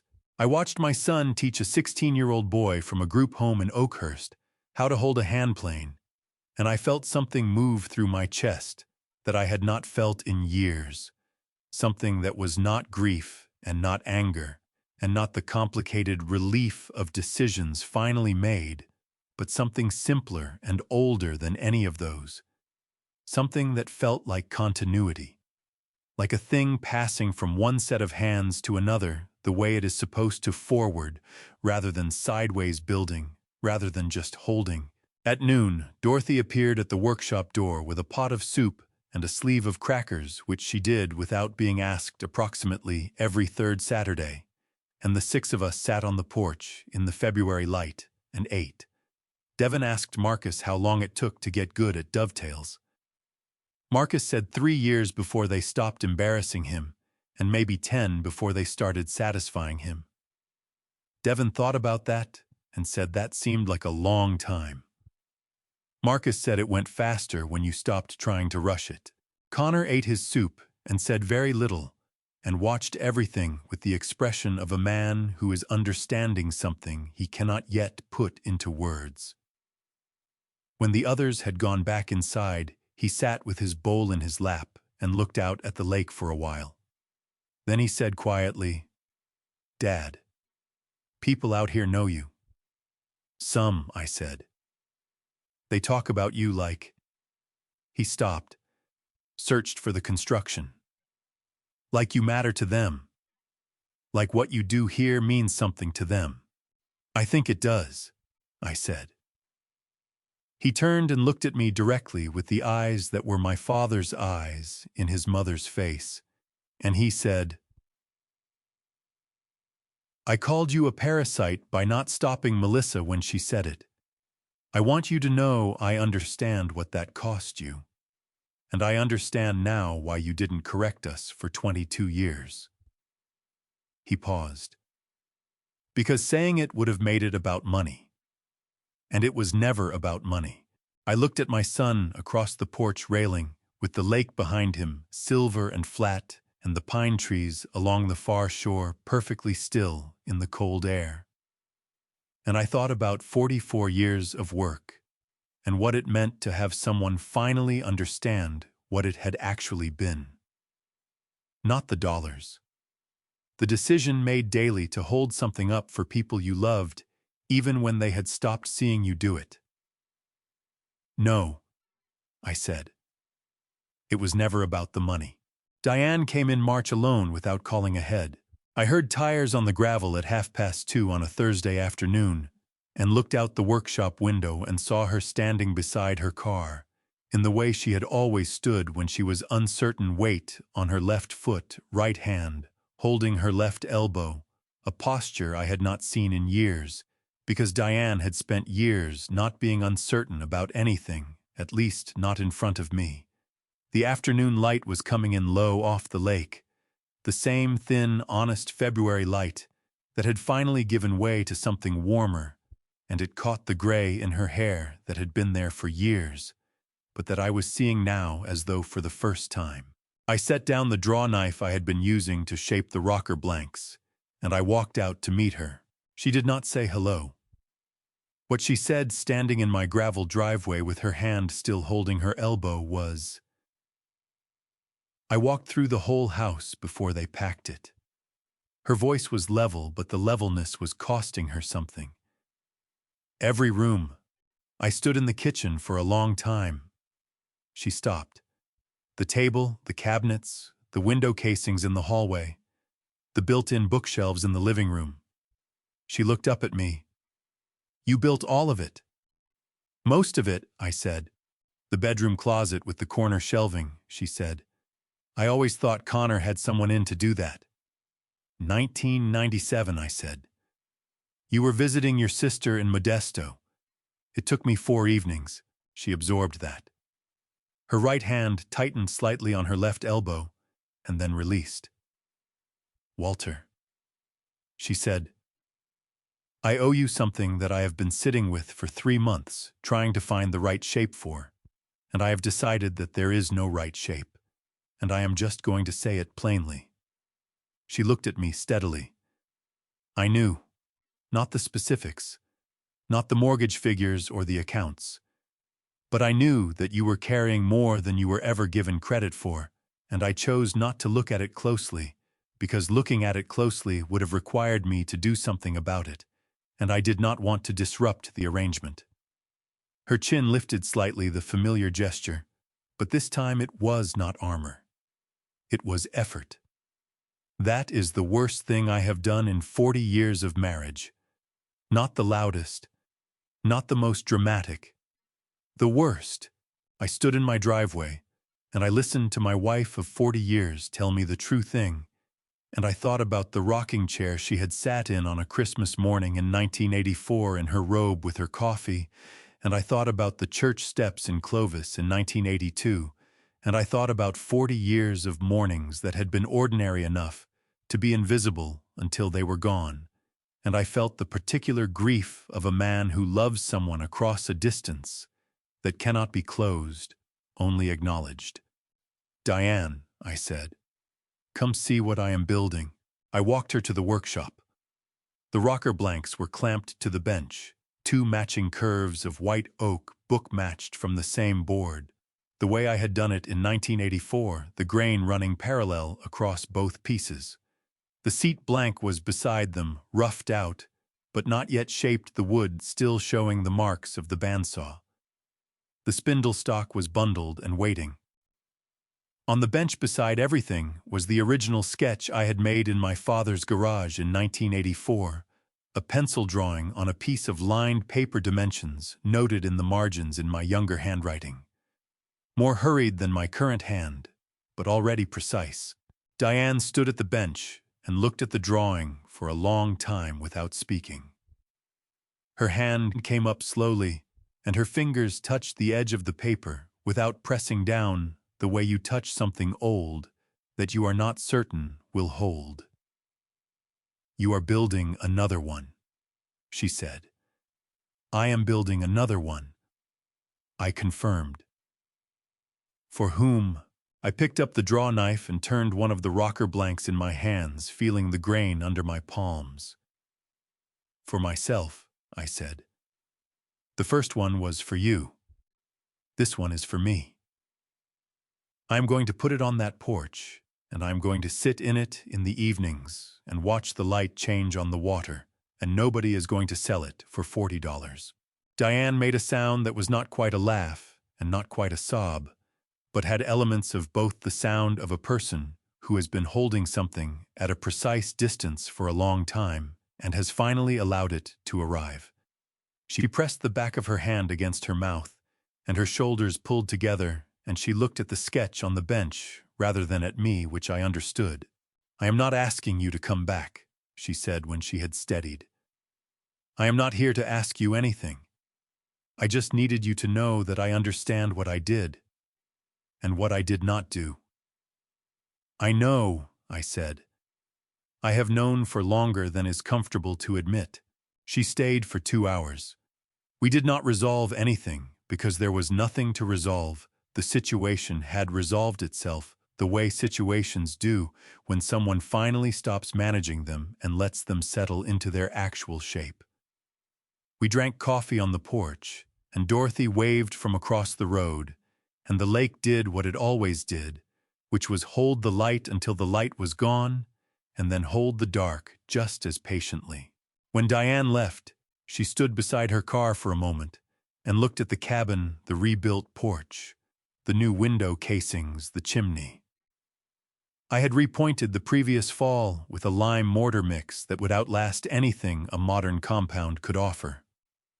She looked at it the way a person looks at something built to last, and then she got in her car and drove back down the lake road, and I stood on the porch and watched her taillights disappear around the first bend. I went back to the workshop. I picked up the draw knife. I set the rocker blank in the shaving horse, and I began to work, pulling the blade toward me in long, smooth strokes. The white oak giving cleanly in the direction of the grain, the shavings curling to the floor. Outside the workshop windows, the last of the afternoon light was moving across the surface of the lake, gold, going to bronze, going to the flat pewter of early evening. I was 72 years old. I was a carpenter. I was building something for myself, for no purpose beyond the making of it, and the sitting in it on a porch at Bass Lake that belonged entirely and without complication to me. My father's draw knife was in my hands. The grain was going in the right direction. The light was good. That was enough. I had finally learned exactly enough. I spent 44 years building things for other people and forgot to build a life that had room for me in it. That is the honest accounting. Do not make my mistake. If you are quietly carrying a cost that nobody in your home has ever had to say out loud, say the number. Not in anger. Not to collect on it. Just say it plainly on a calm Tuesday, so the people you love are not standing on a foundation they cannot see and therefore cannot value.